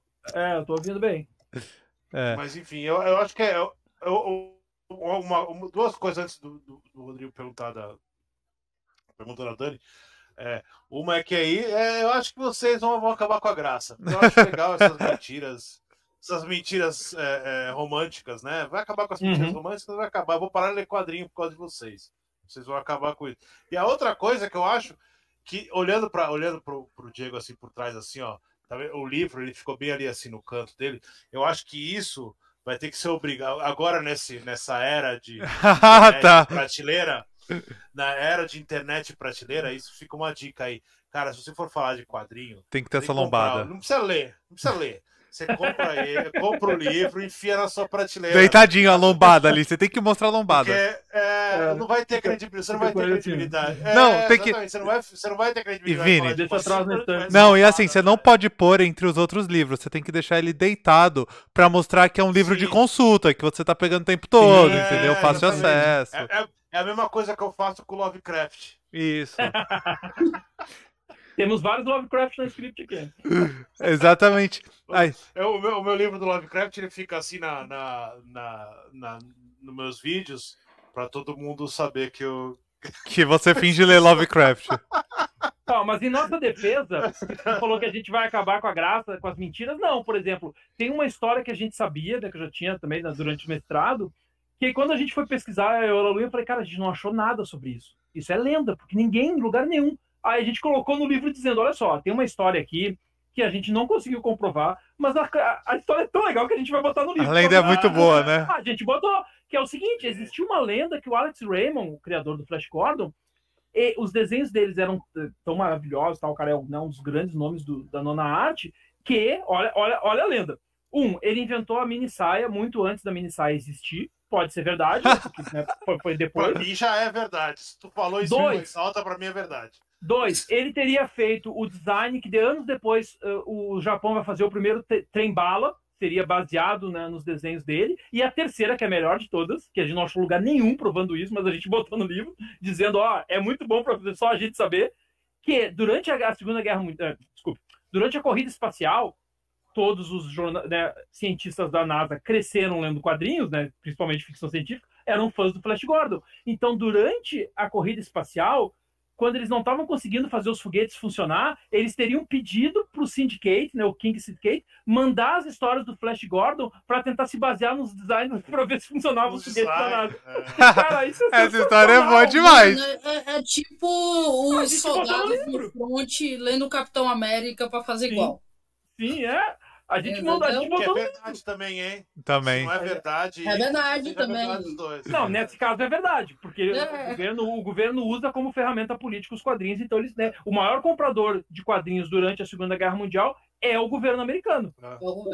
A era de ouro dos quadrinhos tem o seu boom por causa do governo americano comprando quadrinho e dando para os soldados durante a guerra no front. O bagulho do trem-bala é a única coisa que eu acredito em si. Ah, Porque, não, eu assim, acredito da nave já. Eu já da tô imaginando nave, os caras na não, navinha. Porque assim, você pega Star Trek, os celulares é tudo igual do Star Trek, porra. Não, mas isso é Entendeu? verdade. Mas o StarTAC, o primeiro foi uma homenagem ao Star Trek. Isso foi feito, isso é Então, sério. faz muito sentido o bagulho do trem-bala. Agora os outros... gente... Ah, mas eu gostei. Eu tô imaginando os caras usando Não, um mas gibi a do gente- Flash Gordon, Claro, usando tipo é Flash ali. Gordon como... Imagina tu no galpão da NASA, É. aí tem aquele picolé de pé e os caras com quadrinho assim. Não, mas acho que. Usando É, como mas- manual. Arruma aqui, né? Ó, tá vendo aqui, ó? Botando do Arruma lado aqui, ó. assim, né? Não, acho que não tá legal, não, cara. Pera aí, acho que não. Bom, se fosse um quadrinho da Carol Pimentel, editado por ela, eu acreditaria, porque ela Sim, consertava os cálculos. Exatamente. A Carol. Entendeu? Então, assim, aí sim, né? Pô, mas eu adorei Eu acho essa que a maior história. treta dos quadrinhos que eu mais gosto é a do Will Eisner com Art Spielberg. É aqui, ó, é um tchutchu com essa treta, meu. Eu amo demais. Era exatamente essa pergunta que eu ia fazer, ó. Que a Dani perguntou qual o babado que vocês não conheciam, né? Na verdade. Vários. E que vocês descobriram e que deixou mais chocado, assim, os mais legais. Pode contar um cada, pelo menos. Assim, qual foi mais Essa impactante? Essa do Will Eisner com arte, tipo assim, tinha boatos, né, e tal. Mas, cara, foi uma treta pesada, meu. De, tipo, ter bate-boca, tipo CPI. Qual a origem da treta? Tipo Renan e Jorginho, é isso? Obrigado por datar, Vinícius. Tô brincando. O Will Eisner já nos anos 80, 70, 80, batendo boca com a galera em evento de quadrinho, meu. Mas qual que é essa treta, Lalonha? Explica pra alguém leigo Luna. como eu. É porque, assim, Pra mim, o você Will tá falando Eisner, eu tô só imaginando dois idosos se agredindo. Qual a origem? O Will Eisner, ele desenhou muito tempo pro exército, né? Então, Uhum. ele tem uma escola de desenho, aquela coisa assim, mais rígida e tal, né? Tem todo um manual de como desenhar quadrinhos, de como escrever quadrinhos e produção e não sei o que lá, e ticaracatica, né? E, tipo, vem um cara do quadrinho underground, do quadrinho subversivo, faz uma puta de uma obra, entendeu? E, tipo... O irônico é que ele ganhou um Pulitzer e ganhou o Eisner, um monte de coisa, né? O Mouse. Então, assim, a treta deles era que o Eisner não considerava aquilo ali quadrinho. Não considerava arte. Que ano foi isso? O arte fazia, entendeu? Que ano Entre foi os anos 70 e 80. Então, assim, não tinha diálogo entre os dois, né? E teve um evento... Antes do Mouse, né? Hã? Antes do Mouse. Sim, antes do Mouse, entendeu? Antes do Mouse tomar essa proporção toda e tal, e antes da obra em si, né? E assim, o Eisner, ele era metido, entendeu? Ele, tipo, né, o Pocadão das Trevas Master e tal. E depois que consagrou o termo graphic novel, né, que destinaram a ele aquilo ali, aí pronto, aí o velhinho endoidou de uma vez. Entendeu? Como assim esses moleques fazendo quadrinho subversivo, fugindo do código dos quadrinhos? Como assim? Que está... Entendeu? E aí, tipo, o Eisner era um velho babaca, então. Não, ele era... Ah, vamos tomar meus pontos. É um velho babaca ou não? Tá, calma, né? Calma. Isso a gente cuida no livro, entendeu? Foi o que eu falei. Assim, a gente não pode fazer afirmações porque a gente não tá no, né, o ditado lá que os americanos usam, né? A gente não tá no sapato da pessoa. Eu não sei o que ele passou. Tarará, é complicado. Não, mas calma. Aqui pode. O único que a gente... Não. O único que a gente a todo momento... É verdade. O único que a gente bate a todo momento no livro, e a gente até brinca com isso, é o Bob Kane. Toda hora que a gente fala o Bob Kane, a gente fala, Bob Kane safado, tá? Esse você pode falar que é safado, porque todo mundo sabe que é safado. O resto a gente fala, calma, vamos ver. Mas é pessoal, né? Tal. Eu sinto que tem um... Não, claro que é pessoal. Ó, Kane é óbvio que é pessoal. Diego, eu vou te dar eu vou te ensinar quais são as duas únicas regras dessa live, que é pra você ficar tranquilo. A primeira é que essa live é única e exclusivamente pra cagar regra. Então você pode. Perfeito. Você pode falar um velho babaca, você tá tranquilo. Entendi. A É segunda. aqui que você vai chamar o Eisner de velho babaca e não vai ter um Isso. problema. Entendi. A segunda regra é que qualquer coisa dita aqui a gente assume automaticamente como verdade e a gente passa a defender aquilo até o fim da vida. Então não precisa mais focar. Se falar Então não é uma live, é um grupo de WhatsApp, é isso? qualquer Exatamente. coisa. Entendi. Exatamente. Qualquer coisa. Já aconteceu de perguntarem algo pra gente, a gente inventar uma resposta na hora e a gente defender que aquilo é o certo e pronto. Aconteceu, isso é absurdo. Tá, Esse... Cara. Isso é absurdo. Fontes da minha cabeça. Não, a gente ainda falou Não, na mas live isso- que tava inventando, porque... Não, mas sobre treta, vamos lá. Olha só, o que a gente fez? A gente até deixa claro no texto isso, assim, ó, gente, isso aqui também não é um livro de fofoca. Se você quer saber mais sobre a vida do fulano, leia a biografia do fulano. Sim. Mas quando a treta tinha a ver com storytelling, aí a gente trouxe a treta para dentro do livro. E assim, a treta mais pesada que eu, vou dar um spoiler grande do livro, até porque vai algumas páginas ali, é a treta envolvendo o criador do Lilo Ebner, que no Brasil ficou o Ferdinando, né? Que é o Al Capone. Mano, essa treta Cara, é incrível. Cara, é uma treta muito triste, porque ele começa... Mas é incrível, Diego. Desculpa, eu tô rindo, mas é incrível. Não, Ele tá falando que é triste e é a Laluia pesado. tá mijando de rir. Cara, Incrível, gente, cara. é muito pesado Deus. em várias camadas do pesado. Porque assim, ele tem uma história de vida super triste. Ele perdeu a perna quando era criança, foi atropelado por um bonde. E aí ele ficou E sem ela não tá perna. dando risada disso? Não, isso é só o começo, tá? Fica pior. Aí ele perde a perna, tal, não sei o que, criança pobre, família pobre, começa a desenhar, tarará, tarará. Aí ele vai Mano, lá... é Joseph Klinderman, por isso que eu tô rindo, cara. Aí ele vai para Nova York, sabe? Tipo assim, né? Tentar a vida como quadrinista, tal, fudido, ganhando uma miséria, não dá certo, volta para a cidade dele, mas nesse meio tempo ele fica amigo do Milton Caniff, o grande Milton Caniff, que é um dos maiores dos quadrinhos, tal, não sei o que, Terry os Piratas, etc. Bom, Jack Kirby, Will Eisner, todo mundo dessa galera é fã do Caniff, só para entender quem é o Caniff. E aí ele volta para os Estados Unidos, volta para Nova York para tentar a vida dele. Nisso tá passando um cara olha a loucura, tá passando um cara de limusine com uma mulher dentro da limusine, e o cara para e diz assim, tu é desenhista, né? E ele fala, como é que tu sabe? Não, essa prancheta eu também sou. Esse cara era o criador do como é que é o nome da tira? Ficou, o Joey Palooza, que era um lutador de boxe. É tipo assim, pro pessoal entender, a gente até fala no livro. É o Rocky Balboa dos quadrinhos. Eu até acho que o Stallone leu essa tirinha quando era criança, porque a data bate, a gente comenta isso. Passa na infância do Stallone, então eu acho que o Stallone leu. Era o Rocky Balboa em quadrinhos. Um cara super bom, tal, né? Sabe, um homem nobre e tal, que era lutador de boxe, barará, meio simples e tal. Foi usado como material político durante a guerra, barará, barará. Esse cara chama o Al Capone para desenhar para ele, para ser, né, o famoso ajudante, que tem vários ajudantes. Só que aí eles fazem uma tirinha dele um final de semana que ele vai pro interior para conhecer uns caipiras, o lutador de boxe.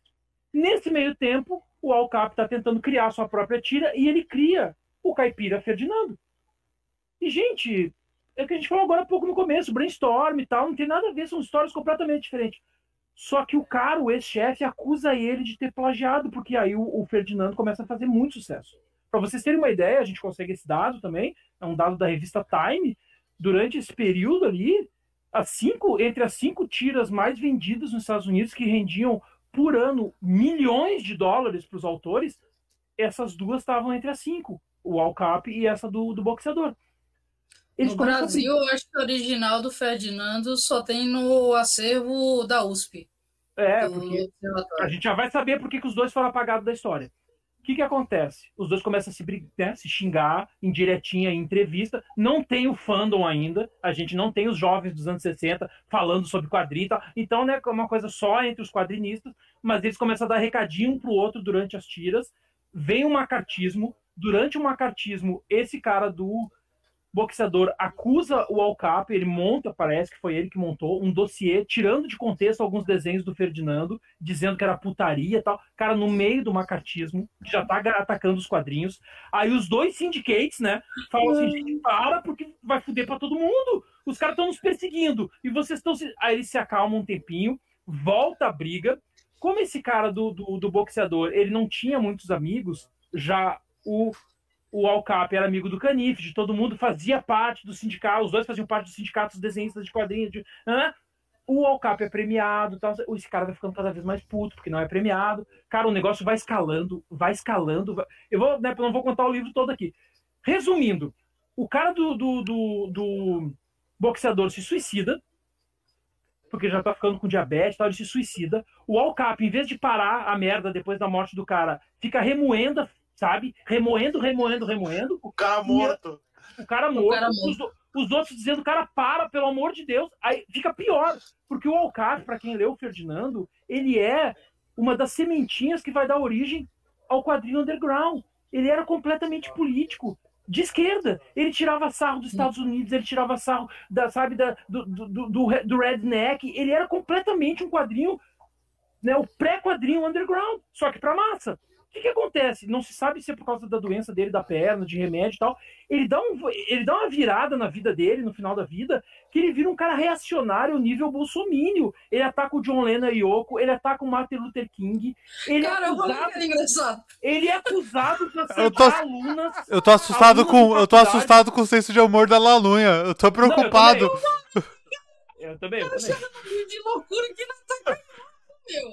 Não, como ele era figurinha em faculdade, né, direto, dando palestra e tal, ele começa a ser acusado de assédio por diversas alunas, inclusive a estupro e tal. Resumindo, a série é cancelada e os dois, eles, assim, se criou uma regra não falada entre o mercado de assim, ó, não se cita mais esses dois autores. Até a Gold Hall, a famosa Gold Hall, é uma que confirma que ela foi assediada pelo Al Capone quando ela era menina, com 18 anos, ele tentou agarrar ela dentro do hotel. O Me Too agora trouxe de volta essa história. Então, por isso que esses dois quadrinhos não são mais publicados. E os dois quadrinhos são maravilhosos, mas nenhuma editora tem coragem de publicar, nenhum jornalista, nenhum crítico resgata eles, porque ia lembrar do boxeador, não tem problema nenhum nesse sentido, mas ia lembrar da merda toda, né, da briga dos dois, tal, não sei o que, né, e o Al Capone por causa dos assédios, tal, então os dois e os dois autores foram cancelados. Essa é uma das... Esse bagulho de assédio, pô, tipo, vamos botar aí 70% das mulheres que mexem com quadrinho sofreu assédio nesse bagulho. O bom é que, tipo assim, esse aí foi descoberto e de alguma forma teve seu cancelamento, né? Mas assim, tem demais, cara. Tem muita coisa que a gente não botou no livro, que tipo, o livro não é sobre isso, né? Sim, esse é o cuidado que a gente teve, né? Entendeu? Mas assim, tipo, altas de violência, pô. O mínimo de violência são as quadrinistas usar pseudônimos masculinos. Exatamente. A gente esse aí é o mínimo da violência que as mulheres sofriam. Né? Mas assim, a gente achou muita coisa, mas aí de extrapolar a ideia do livro, entendeu? E tipo assim, mas as informações estão aí, né? Tanto na biografia, nas biografias tem algumas coisas, mas o bom é também que tem as referências para a pessoa querer pesquisar mais a fundo, né? Sobre esse tipo de assunto. Mas é foda, cara. É foda demais. O tempo todo, não para. Mas é assim, uma história é engraçada, porque, tipo assim... Não é engraçada não, né? Porra, Lulu. A história é engraçada. Caraca, meu. Eu gosto da parte desses primórdios. Ela riu quando falou que o cara sofreu um acidente e perdeu a perna. Ela riu quando falou... Criança, ela... 9 anos, passa um bonde e arranca a perna da criança, ela tá dando risada. Ela riu na parte do... do... Ela deu risada da perna decepada e do estupro. Exato. Ela é muito pior que eu. Era onde eu tô... Foi muito pior que eu. Eu gosto desses primórdios da mamadeira de piroca, entendeu? Sim. Porque, tipo, soltava informação assim e a galera acreditava, né? Tem putaria nesse quadrinho, é isso. Mamadeira de piroca, gente. Eu adoro esses primórdios, assim, da nossa história, assim, sabe? É maravilhoso esse Joseph Clinderman dos quadrinhos. Mas assim, a gente teve o cuidado de a todo momento e lembrando o leitor, né? Né? Não é uma revista de fofoca. É. E 2, assim, a gente, de novo, né? A brincadeira que vocês pegaram no meu pé agora. A gente não pode ter juízo de valor porque nós estamos décadas depois, a gente não conhece as versões, sabe? É muito perigoso. Por exemplo, quando a gente vai entrar na vida do criador da Mulher Maravilha, cara, assim, ó, tem umas 5 páginas antes de disclaimer. dizendo assim, olha só, gente, calma, agora a gente vai falar do criador da Mulher Maravilha. Qual é o problema de falar do criador da Mulher Maravilha? Ele tinha, né, uma relação que ele tinha, né, 2 companheiras. E aí, por causa disso, tem gente defendendo e gente criticando, e já começa aí a fake news sobre a vida deles.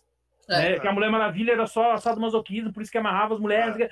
E aí e a galera que quer defender, não, que absurdo. Eu que sou total leigo, assim, de quadrinhos, eu já ouvi essas histórias. Eu gosto, Então, mas é eu sou bem mentira. leigo, eu já ouvi essas histórias. Pra ter Os anacronismos também, porque determina a relação deles como uma relação poliamorista. E não era.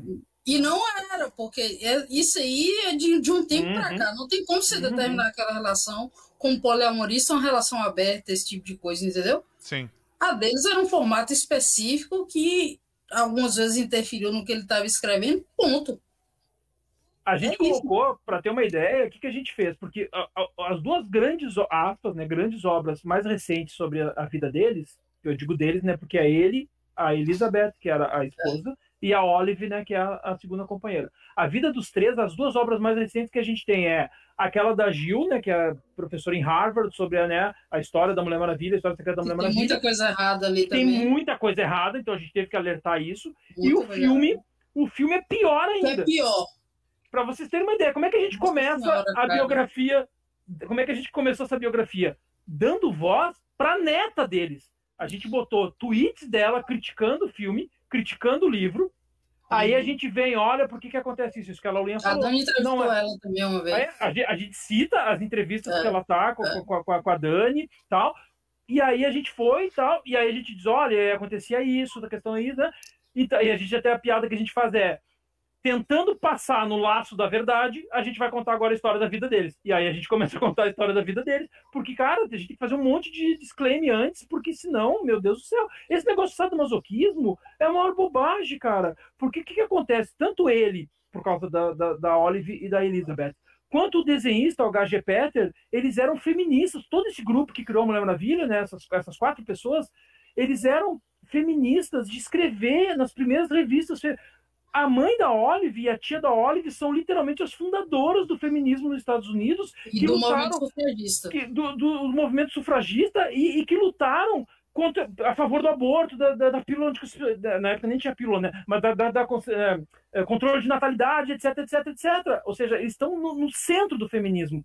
E uma das imagens que o feminismo mais usou para representar as mulheres sendo apagadas pelos homens, era as mulheres amarradas, as mulheres, porque é uma metáfora visual, gente. Tu tá escrevendo no jornal, tu vai fazer uma charge, tu faz uma mulher acorrentada. É uma metáfora visual. E aí, quando as pessoas vão criticar a mulher, o cara é casado com 2 mulheres, é putaria, isso é sadomasoquismo. Meu, não! Até podia rolar entre eles, mas a gente não sabe. Sabe? Mano, a Elizabeth era, tipo, de formação, era muito mais focadona do que ele. A mamadeira de piroca que a Lunha falou, né? Os 3 têm diplomas em Harvard de Direito, ele Direito e Psicologia. A pesquisa dele, que vai dar origem ao detector de mentira, é uma pesquisa que a Elizabeth começa a fazer. Sim. Por isso que eles criaram... Isso eu não sabia, isso eu descobri, a Lunha já sabia, eu não sabia. Quer dizer, eu descobri há pouco tempo, mas agora a gente conseguiu mais... O avião invisível da Mulher Maravilha... Eu convivo com um especialista em Mulher Maravilha, né? Então, exatamente. Informações privilegiadas. O avião invisível da Mulher Maravilha é criado como uma homenagem às mulheres que foram apagadas na história, por isso que ele é invisível. Então a Elizabeth, a esposa dele, foi apagada. Foi ela que teve a ideia da pesquisa do detector de mentira, da pressão sanguínea e tal, não sei o quê, mas ele que leva o nome. E aí, então, tu tem essas 3 pessoas super acadêmicas, super fodas, os 2 com diploma em Harvard de Direito e tal, sabe? Porque a Olive teve que abandonar a academia para cuidar dos filhos. A Elizabeth era formada em psicologia também, não? Ela não chegou a se... agora eu não vou lembrar de cabeça, mas eu acho que ela não chegou a se formar em psicologia, acho que ela foi só pro... Não, ela se formou, mas não fez o mestrado que nem ele, é isso, acho que é isso. A Olive é que teve que sair da academia, né, para cuidar dos filhos e tal. E aí isso tá tudo no livro, mas a gente dizendo assim, gente, cuidado, né? Cuidado com o que tu vai, cuidado com os boatos.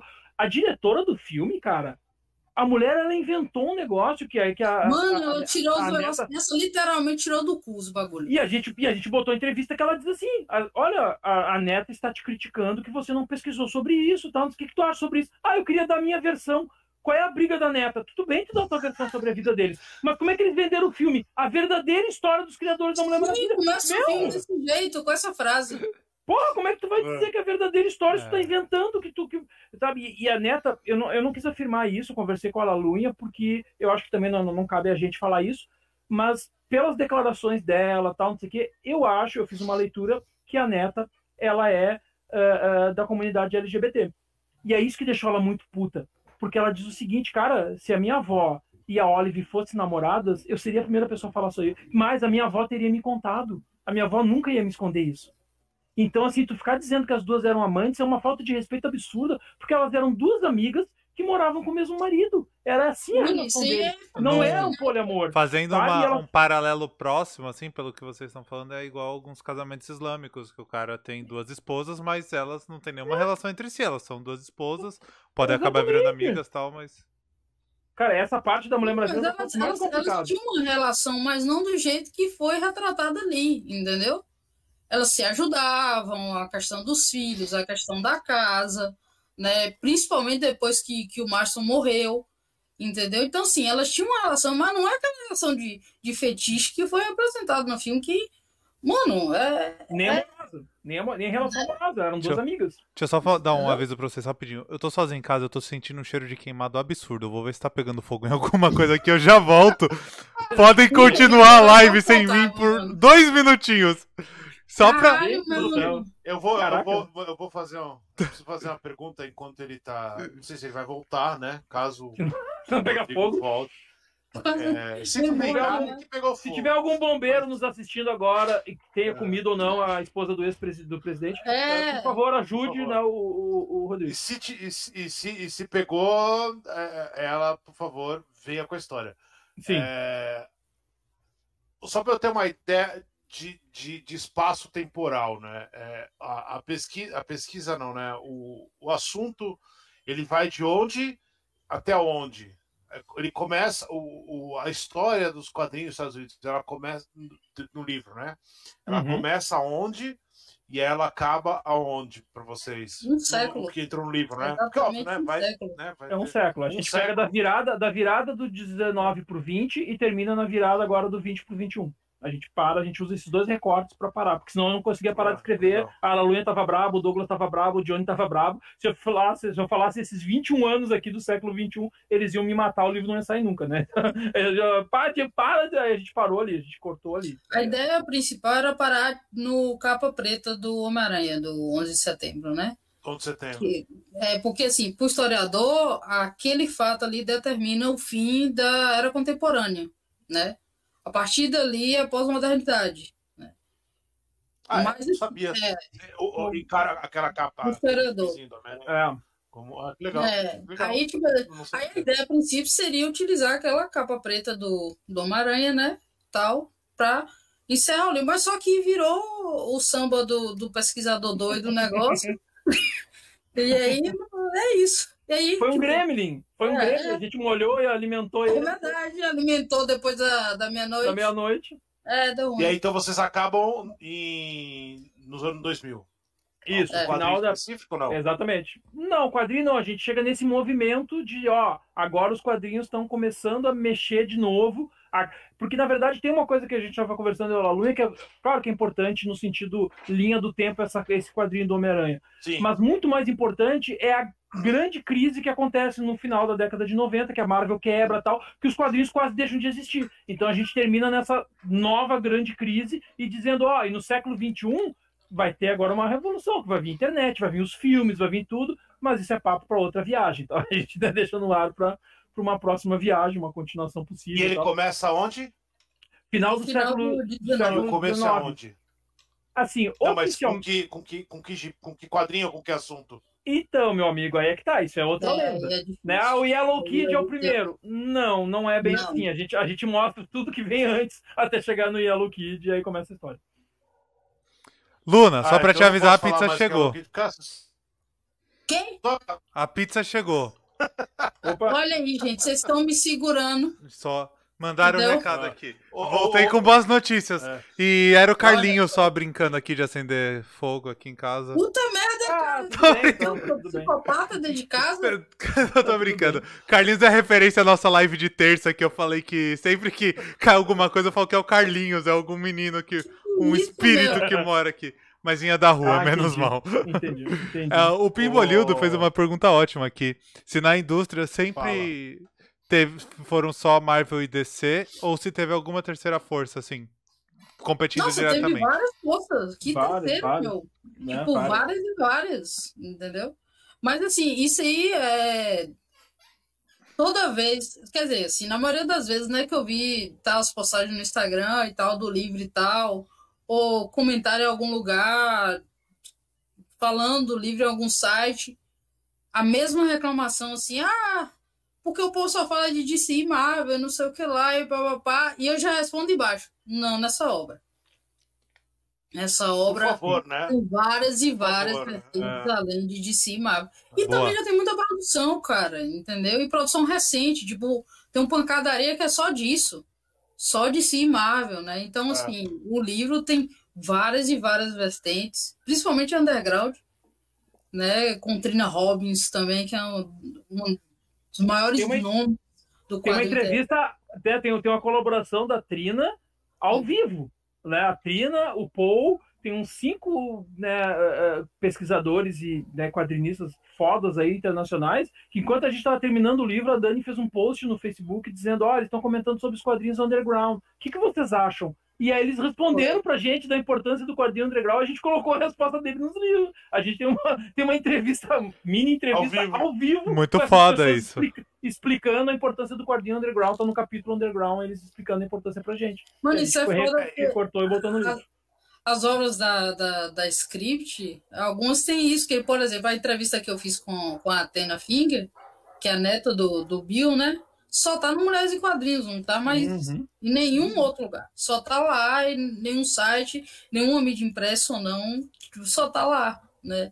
Eu acho que esse tipo de conteúdo estreita o leitor com bagulho, né, meu? Ele se sente importante, pô. Entendeu? Pô, que massa que desse negócio aqui só eu tenho, entendeu? Eu acho isso bem bacana. Voltando ali na questão das editoras... Não, rapidinho, só pra falar uma dica pro rapaz que perguntou, e aí vocês me corrigem se eu tiver Pimbolildo. Como é que é? É que eu acho esse nick maravilhoso. Pimbolildo, que a Lalunha não entendeu. Pimbolildo, gostei. Okay. Pimbolildo, pensa um negócio, compra o livro deles, porque é o seguinte, se você para pensar, a Marvel e DC, elas ficaram famosas ali em 1950 e poucos, um pouquinho antes, um pouquinho depois, tal, mas ali teve 50 anos de quadrinhos antes. Então, assim, tu tem pelo menos 50 anos para descobrir que tinha coisa, e depois 50 anos para descobrir que não era só as duas. Então, Pimbolildo, por favor, compre o livro que você vai ter. Eu tenho certeza que vai ter grandes experiências. Antes do Diego entrar na questão do que ele ia falar das editoras, a Dani já tá fazendo um seeding aqui, que o livro da Mulher Maravilha vai conter entrevista com a Christy Marston, que só vai ter lá, pela Script. Então... notícia de primeira mão. Que é a neta, essa que eu falei que a gente colocou no livro. É a neta deles, Pode voltar, Diego, desculpa, te cortei. Então, a pergunta dele é super válida, porque é essa imagem que todo mundo tem. Mas assim, a gente tem que também, que a gente deixa bem claro no livro, também a gente teve esse cuidado, eu e a Lalunha, que é o seguinte, tem 2 momentos. Nós temos os quadrinhos nos jornais, que é onde nascem os quadrinhos. Por isso que os quadrinistas de jornais eram mais respeitados, ficaram ricos, que nem esses aí que a gente contou e tal.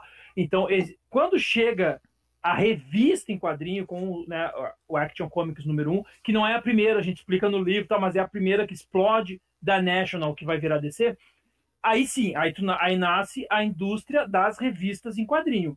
E aí, na indústria, desde o primeiro momento, a National/DC é uma das maiores, é a fundadora.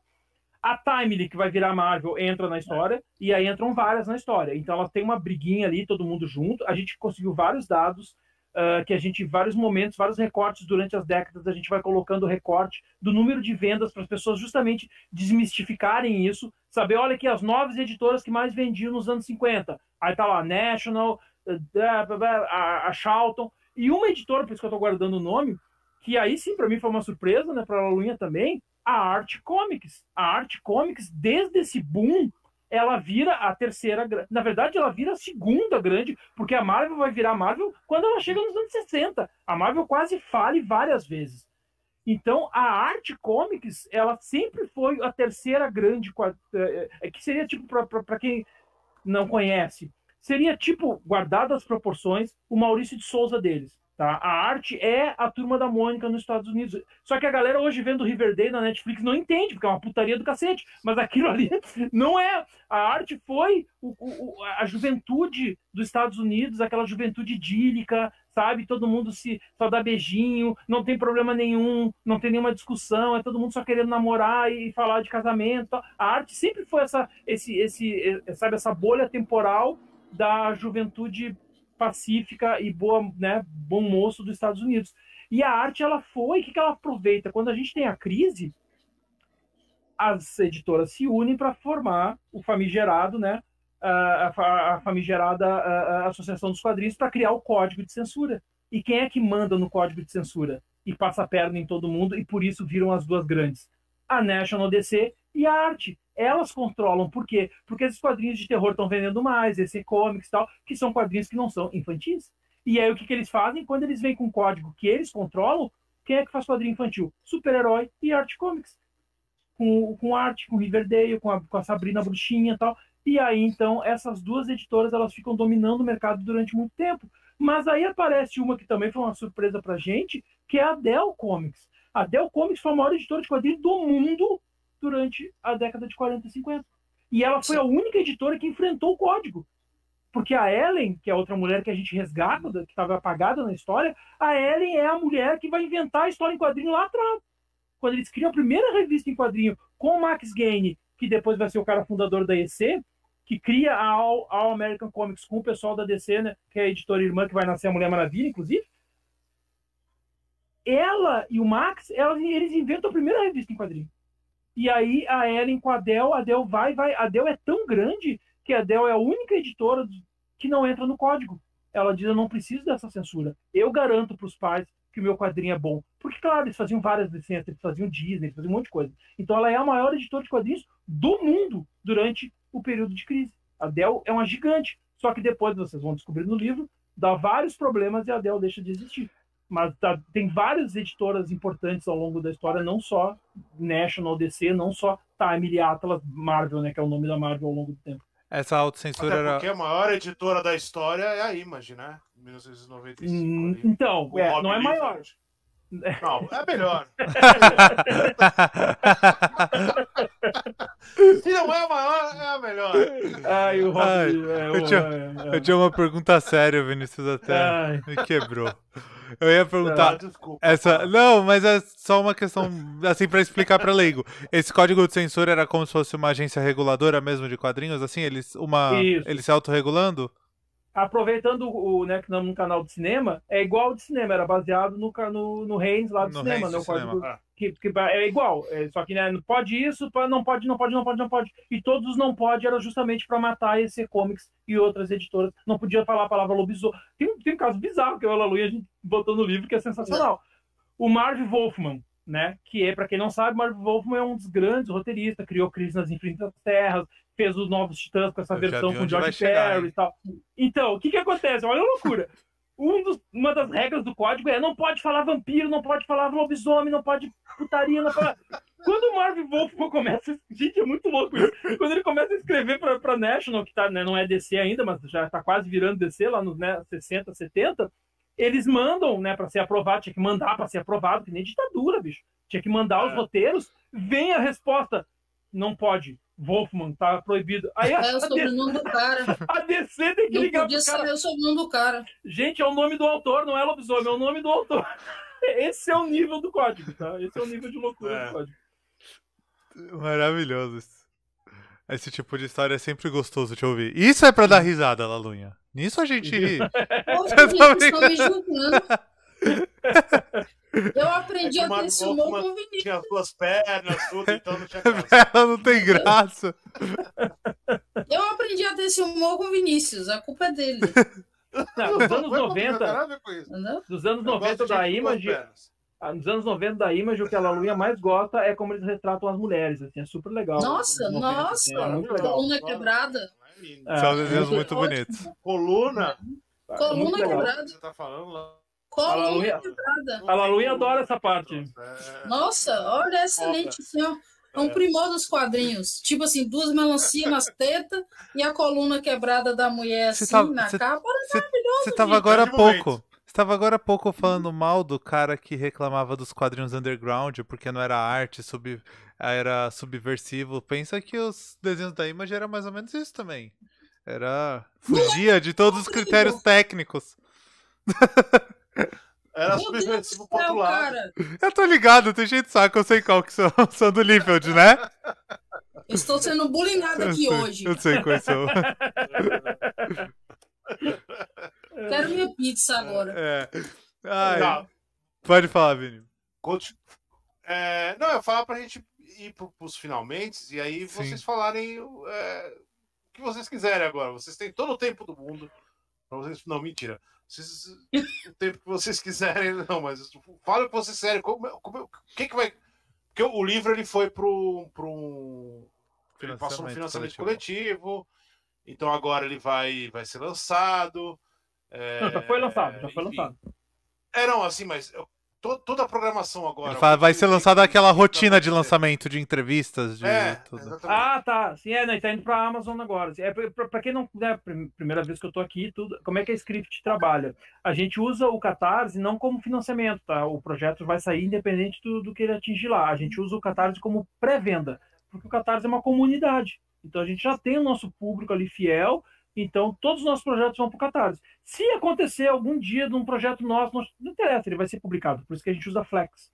Então, porque a gente até está ajudando as pessoas que não conhecem o Catarse, sempre tem gente que não, na primeira vez está entrando e tal. Então, o Catarse, para a gente, ele é uma comunidade. E aí, depois que a gente termina o Catarse, a gente envia para todos os apoiadores, que é o que aconteceu agora, e aí sim a gente dá um delay de um mês, mais ou menos, que vai acontecer agora em outubro, aí ele vai para a Amazon. Aí ele começa a vender na Amazon. Então, você que perdeu no Catarse, que fechou ontem, essa última campanha relâmpago, pessoal, muita gente pediu. Eu já perdi a primeira, foi o ano passado. Eu já perdi, faz outra. A gente fez uma campanha relâmpago de 20 dias, eu acho que foi no Catarse agora, e que bateu. Ai, gente, deu 3.000, não sei quanto por cento. Deu 3.505%. Não, é que a gente botou um valor baixo também, né? Mas ainda assim. Vender, tipo... Não, ainda assim, sim, claro. Ótimo, Vendeu 240 livros ali, eu acho. E agora tá indo pra Amazon. Então, só pra explicar, né? 200... Quem quiser adquirir o livro. Pra quem tá fora, 240 livros é coisa pra cacete. Não, calma. 240 nessa última Sim, campanha. sim, então. No último... Se a gente somar as 3 campanhas que teve, porque a primeira também acabou, o pessoal, eu quero o livro. Tá? A gente fez a segunda, acabou. Aí, só no Catarse foi mais de 700 livros. Isso é muita coisa. Pra quem tá de fora e não tem noção, quem nunca viu o processo de lançamento de livros, é muita coisa. Ainda mais um calhamaço desse. É bem legal mesmo. Foi incrível. Demais isso. Então, tem previsão. Só uma dúvida, tem previsão de data para sair na Amazon? Então, ele já tá lá na Amazon, né? A gente já tá como pré-venda já. Já tá como pré-venda, você já pode entrar e adquirir. Então, a gente só não enviou ainda os livros para a Amazon porque a gente tá aprendendo, a gente tem 3 anos de vida, né? Então a gente vai cometer muito erro ainda como editora. A gente fez uma cagada no começo do ano que foi absurda, assim, porque a gente tinha um quadrinho, ano passado, na verdade, que foi o nosso primeiro quadrinho internacional, que foi o Fala Maria, que é um quadrinho lindo sobre o quadrinista Beth contando a história que descobre que a filha dele é autista, a Maria. É lindo demais, a gente trouxe para o Brasil. Na nossa santa ingenuidade, o que a gente fez? Na hora que terminou o Catarse e tal, a gente imprimiu, na hora que a gente começou a mandar para os nossos apoiadores, já tinha começado a pandemia. Foi esse ano, já tinha começado a pandemia. E aí, meu amigo, a gente é uma editora pequena. Quem é que bota os quadrinhos no envelope? Eu e Douglas. A gente vai lá e enfia os quadrinhos e tal, né? O que aconteceu com a pandemia? Eu não pude ir lá ajudar, porque tá bem no começo da pandemia, não tinha vacina, não tinha porra nenhuma e tal. A gente, eu e Douglas, não vou não, deixa que eu faço sozinho. A gente ficou botando. Só que nisso a Amazon fez o pedido. A gente, legal, manda pra Amazon. Cara, os doentes da Amazon, em 5 minutos, dispararam os quadrinhos pro Brasil inteiro. Os nossos apoiadores, com toda a razão, vieram reclamar, dizendo, pô, peraí, eu apoiei e o meu vizinho comprou na Amazon ontem, já recebeu. A gente teve que pedir desculpa, a gente não se deu conta disso, claro. O nosso ritmo é bem menor que o ritmo da Amazon. Então agora a gente sempre dá esse delay de mais ou menos um mês para aceitar o pedido e aí chegar nos leitores da Amazon depois dos leitores do Catarse. É um bom sinal que a Script não está contratando crianças escravas como a Amazon. Tem o filho do Douglas. Tem a Amazon. A Amazon contrata velho nômade. Velho nômade. O filme falou, eu vou acreditar nisso agora. O Não, filho mas a do gente- Douglas de a gente meses tem já tá trabalho participando incrível, dos vídeos de divulgação, porra. O Douglas já tá com 3 filhos. O Douglas fez 3 filhos pra embalar os Ah, quadrinhos com a não. gente. Mas até aí, na estrutura familiar, filho é mão de obra Sim, barata, mão de obra barata, diferente. lógico. Eu mereci, é tipo isso. Exato. Eu mereci, exatamente. Ai, você tem algum recado final, Lalu? Quer falar um pouco mais também? Pedir pro pessoal comprar, onde te segue? Eu sei- Vocês não responderam, vai ter uma história. dos Eu ia falar quadrinhos. depois, né? Ah, eu lembrei é? da pergunta, Ah. mas deixa a Laluinha falar, depois a gente Vou fala. falar, então. Como é que é? Vai ter uma história de quê? Ah, Vai ter fora uma Estados continuação. Unidos. Eu queria tá. Tchecoslováquia, Bélgica e Nova Zelândia. Sim. Então, não, assim, Pra eu só Finlândia queria, também. tipo, Fala, Luna. é massa participar desses bagulhos assim com o Vinícius, né? Que tipo, a gente fazer os bagulhos na Gibiteca e com a pandemia, né, acabou esses negócios aí. Mas agora ele me deu uma boa notícia que diz que a Gibiteca vai reabrir agora em novembro. Fiquei super feliz com isso, né? Mas assim, é só tipo para agradecer mesmo, né? A parceria do Diego nesse processo todo. Porque, assim, a galera não sabe dos bastidores, né? O processo que, durante a construção do livro, eu fiz uma cirurgia de 5 horas na perna, né? Todo o período de recuperação e tal. E eu tava escrevendo o livro enquanto tava me recuperando. Então, assim, o Diego na maior paciência, aquela coisa toda. E teve algumas páginas que eu escrevi em surto. Porque tá cheio de remédio da recuperação, aquela coisa toda. E, tipo, isso saiu bacana, sabe? E o Diego, eu acho que eu não tinha a melhor pessoa para fazer esse tipo de projeto. O Diego é um excelente pesquisador. O Diego é um puta de um roteirista de quadrinho também. E é um cara que manja muito do mercado, né? Do consumo. Então, assim, são várias vertentes, várias camadas de uma pessoa que auxilia para que esse trabalho pudesse ter esse resultado que teve, né? E, assim, foi muito bom escrever com o Diego. Foi, tipo, maravilhoso. É uma pessoa, assim, maravilhosa. Ele sabe disso. A script tá no meu coração e nada Dani. Tudo que os meninos pedem, a gente tá lá fazendo, a gente tá lá participando. Porque foi a única editora que fez um livro como Mulheres e Quadrinhos. Precisou surgir uma editora, tipo, do nada, de uma conversa, tipo, de bar, assim, para fazer um livro como Mulheres e Quadrinhos, que já era para ter sido publicado há décadas, né? Então, assim, cara, é nosso filho, né? Eu já tenho um filho com a Dani, agora eu tenho um filho com o Diego.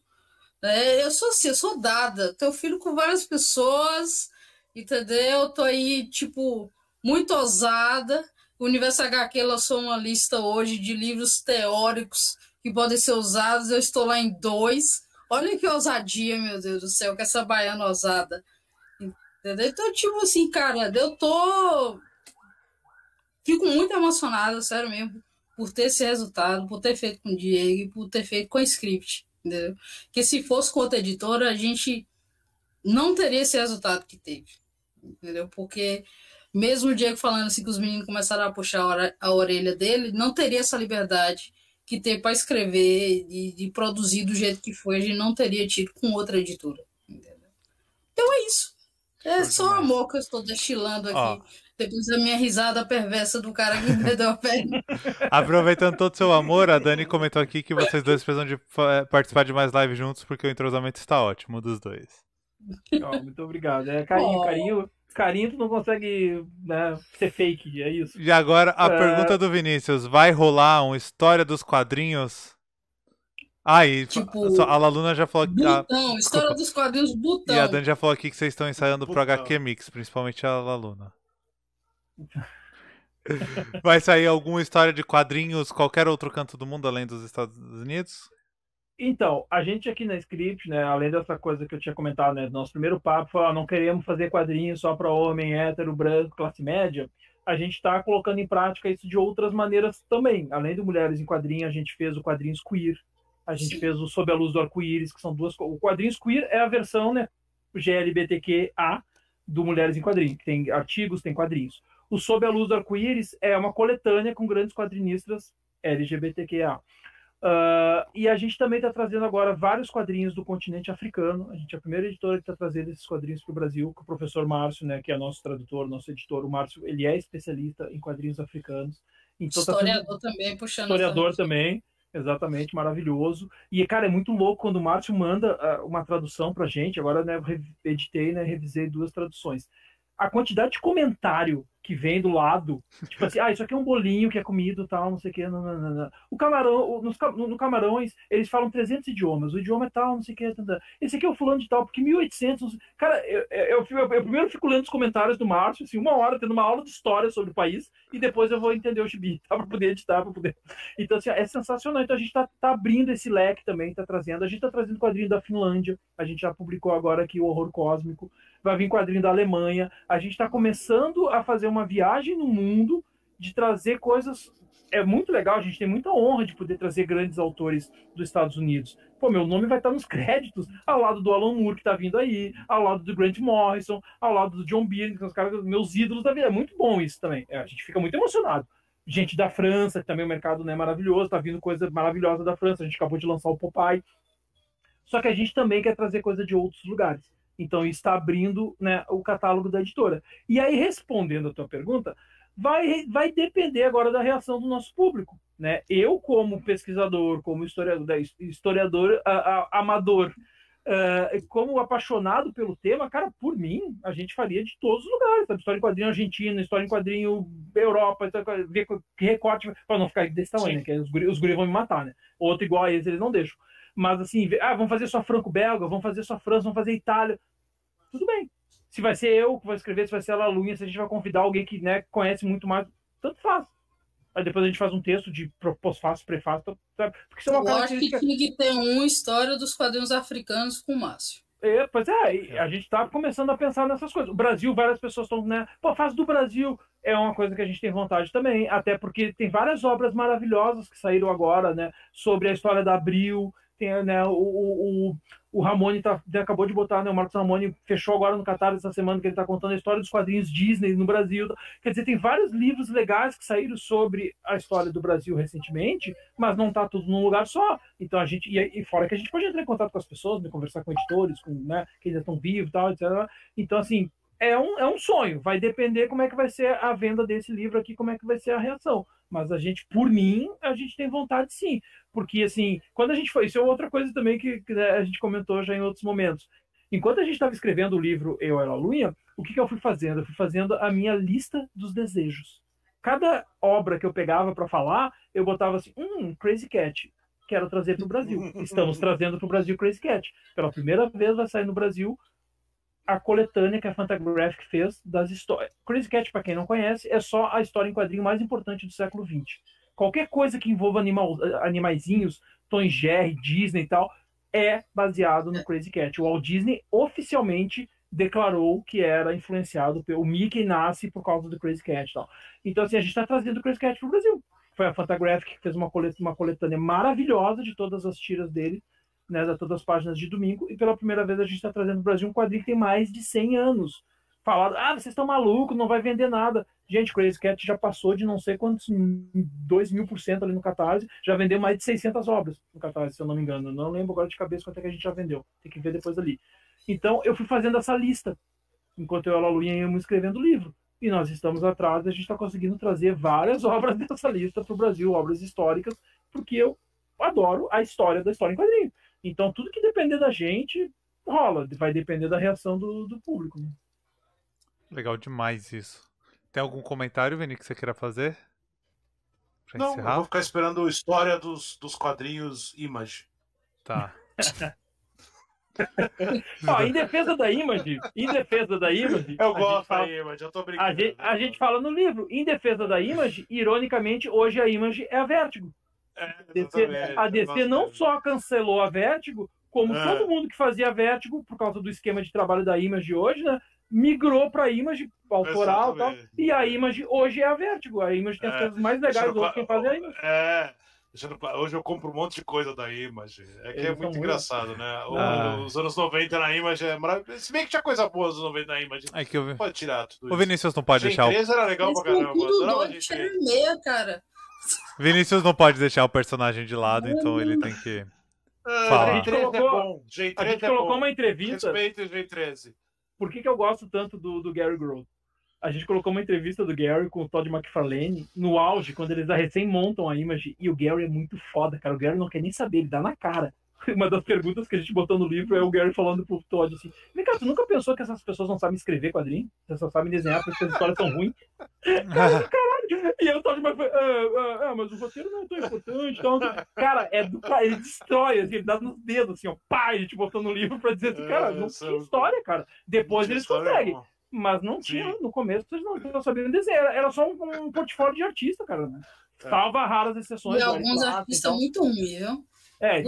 Não fala isso. Não vai falar. Caralho, mano. Olha. Tem coisa boa. Tem coisa boa na época. Tem coisa boa, mas também tem muita coisa ruim. Sim, mas isso é a vida. É a vida. Com essa filosofia, acho que a gente pode encerrar. Agradecer os dois antes da gente ir embora. Então, as últimas palavras muito obrigado. Eu quero minha pizza. Isso, obrigado, gente. Deixa a pizza da Luna redes sociais, né? Então, eu ia... Quem quiser seguir, quem quiser seguir, né, eu, a Script, tal, conversar com a gente está sempre aberto, críticas, sugestões, comentários e tal. O meu é Diego Morro, escreve Moreal, que nem a ilha do Dr. Morro. Então, Twitter, Facebook, Instagram. E o da Script é Script_editora. Também tá no Instagram, também tá no Twitter, também tá no Facebook. Sou eu e o Douglas que operamos as nossas redes sociais, porque a gente é pequenininho. A gente não contratou ninguém para isso. Então, não tem nenhum filho ainda sendo treinado para isso. Então, eu tô usando a filha na edição. Com a gente.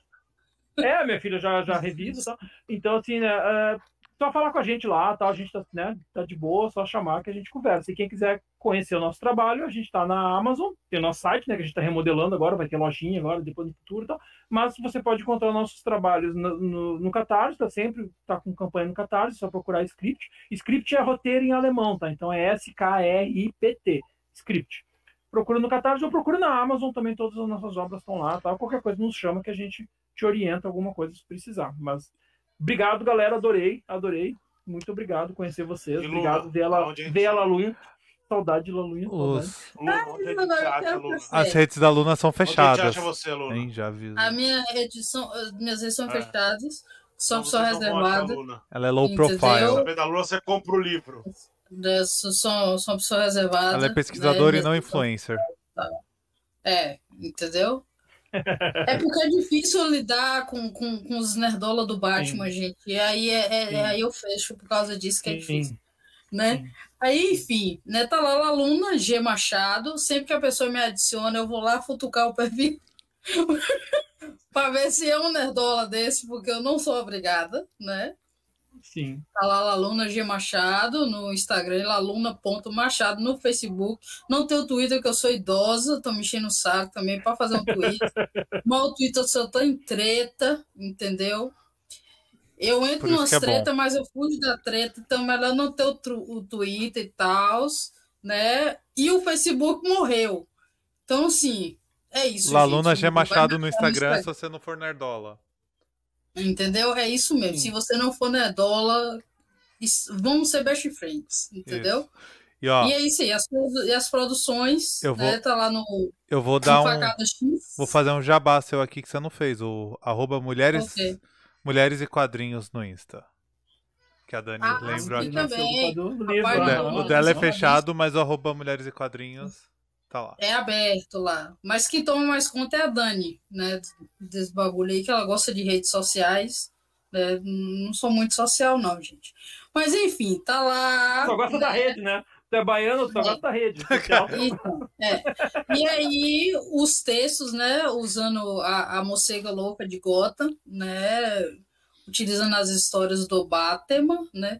Com um contexto histórico, com um pensamento filosófico, uma reflexão, com sociologia, aquela coisa toda, está lá no Facada X, né? Vários textinhos e tal, e sai pelo menos uns 2 por mês, né? E é isso aí. E aí vamos seguir a vida dessa forma e tal. Estou sentindo falta dos eventos de quadrinho, né? Eu queria muito lançar esse livro na Monstra, assim, fiquei frustrada com isso, entendeu? Que ia ser muito foda fazer isso, como fizemos com Mulheres e Quadrinhos, que foi, assim, muito massa fazer o lançamento lá. Mas é isso, estamos aí, o Vini, sempre às ordens, fala com a Nara também, a patroa aí que manda em tudo aqui, você não manda porra nenhuma, né? Sempre às ordens aí. Ia ser um prazer falar. Eu falei conge aqui, entendeu? sabe o Velociraptor quando aparece aqui assim, quando ele escuta o barulho? Eu falei conge, a cabeça dela fez assim. Que medo, cara! Eu fiquei com medo, cara. Eu não olhei no olho dela porque o olho dela tava vazio. Assim, o Diego não sabe, a gente tem que atualizar o Diego. Gente. Diego, a Nara, que é a esposa do Vini, certo? Ela é coordenadora da Gibiteca de Santos. Isso. Ah, que massa, que massa. Então, ela é tipo, ela não é pouca coisa, entendeu? É Pocadão das Trevas Master, né? Então, assim, né, Vini, você não manda nada. E, ó, quero aproveitar falar que o link tanto pro História dos Quadrinhos nos Estados Unidos, no Zewa, né? Tanto quanto pra página da Script na Amazon, eu vou deixar na descrição pra quem estiver vendo depois no YouTube ou no podcast. Tem o link pros dois na descrição pra vocês comprarem. Tanto o livro quanto o que mais vocês quiserem aí. Dá uma olhada lá. Tem uma coisa engraçada do título. O Sidão viu, o Sidney Guzman, né? A gente é muito amigo há muitos anos. O Sidão viu o livro, né? A gente mandou pra ele, então ele me ligou.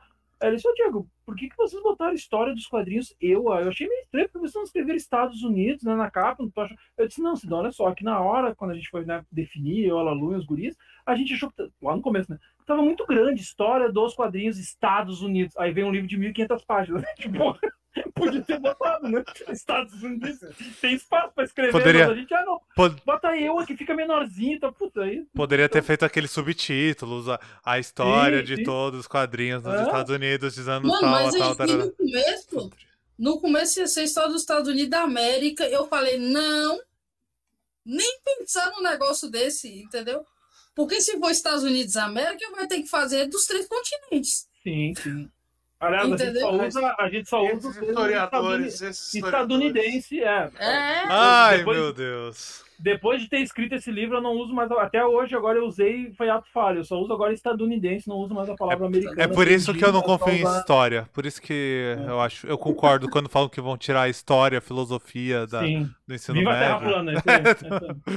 Deus me livre. Obrigadão, Luna. Obrigado, Diego. Valeu demais pela live de hoje. Valeu, gente. Geral que apareceu. Beijos. Se cuidem. Vou comer. Um beijo pra todo mundo. Tchau, tchau. Tchau. Tchau.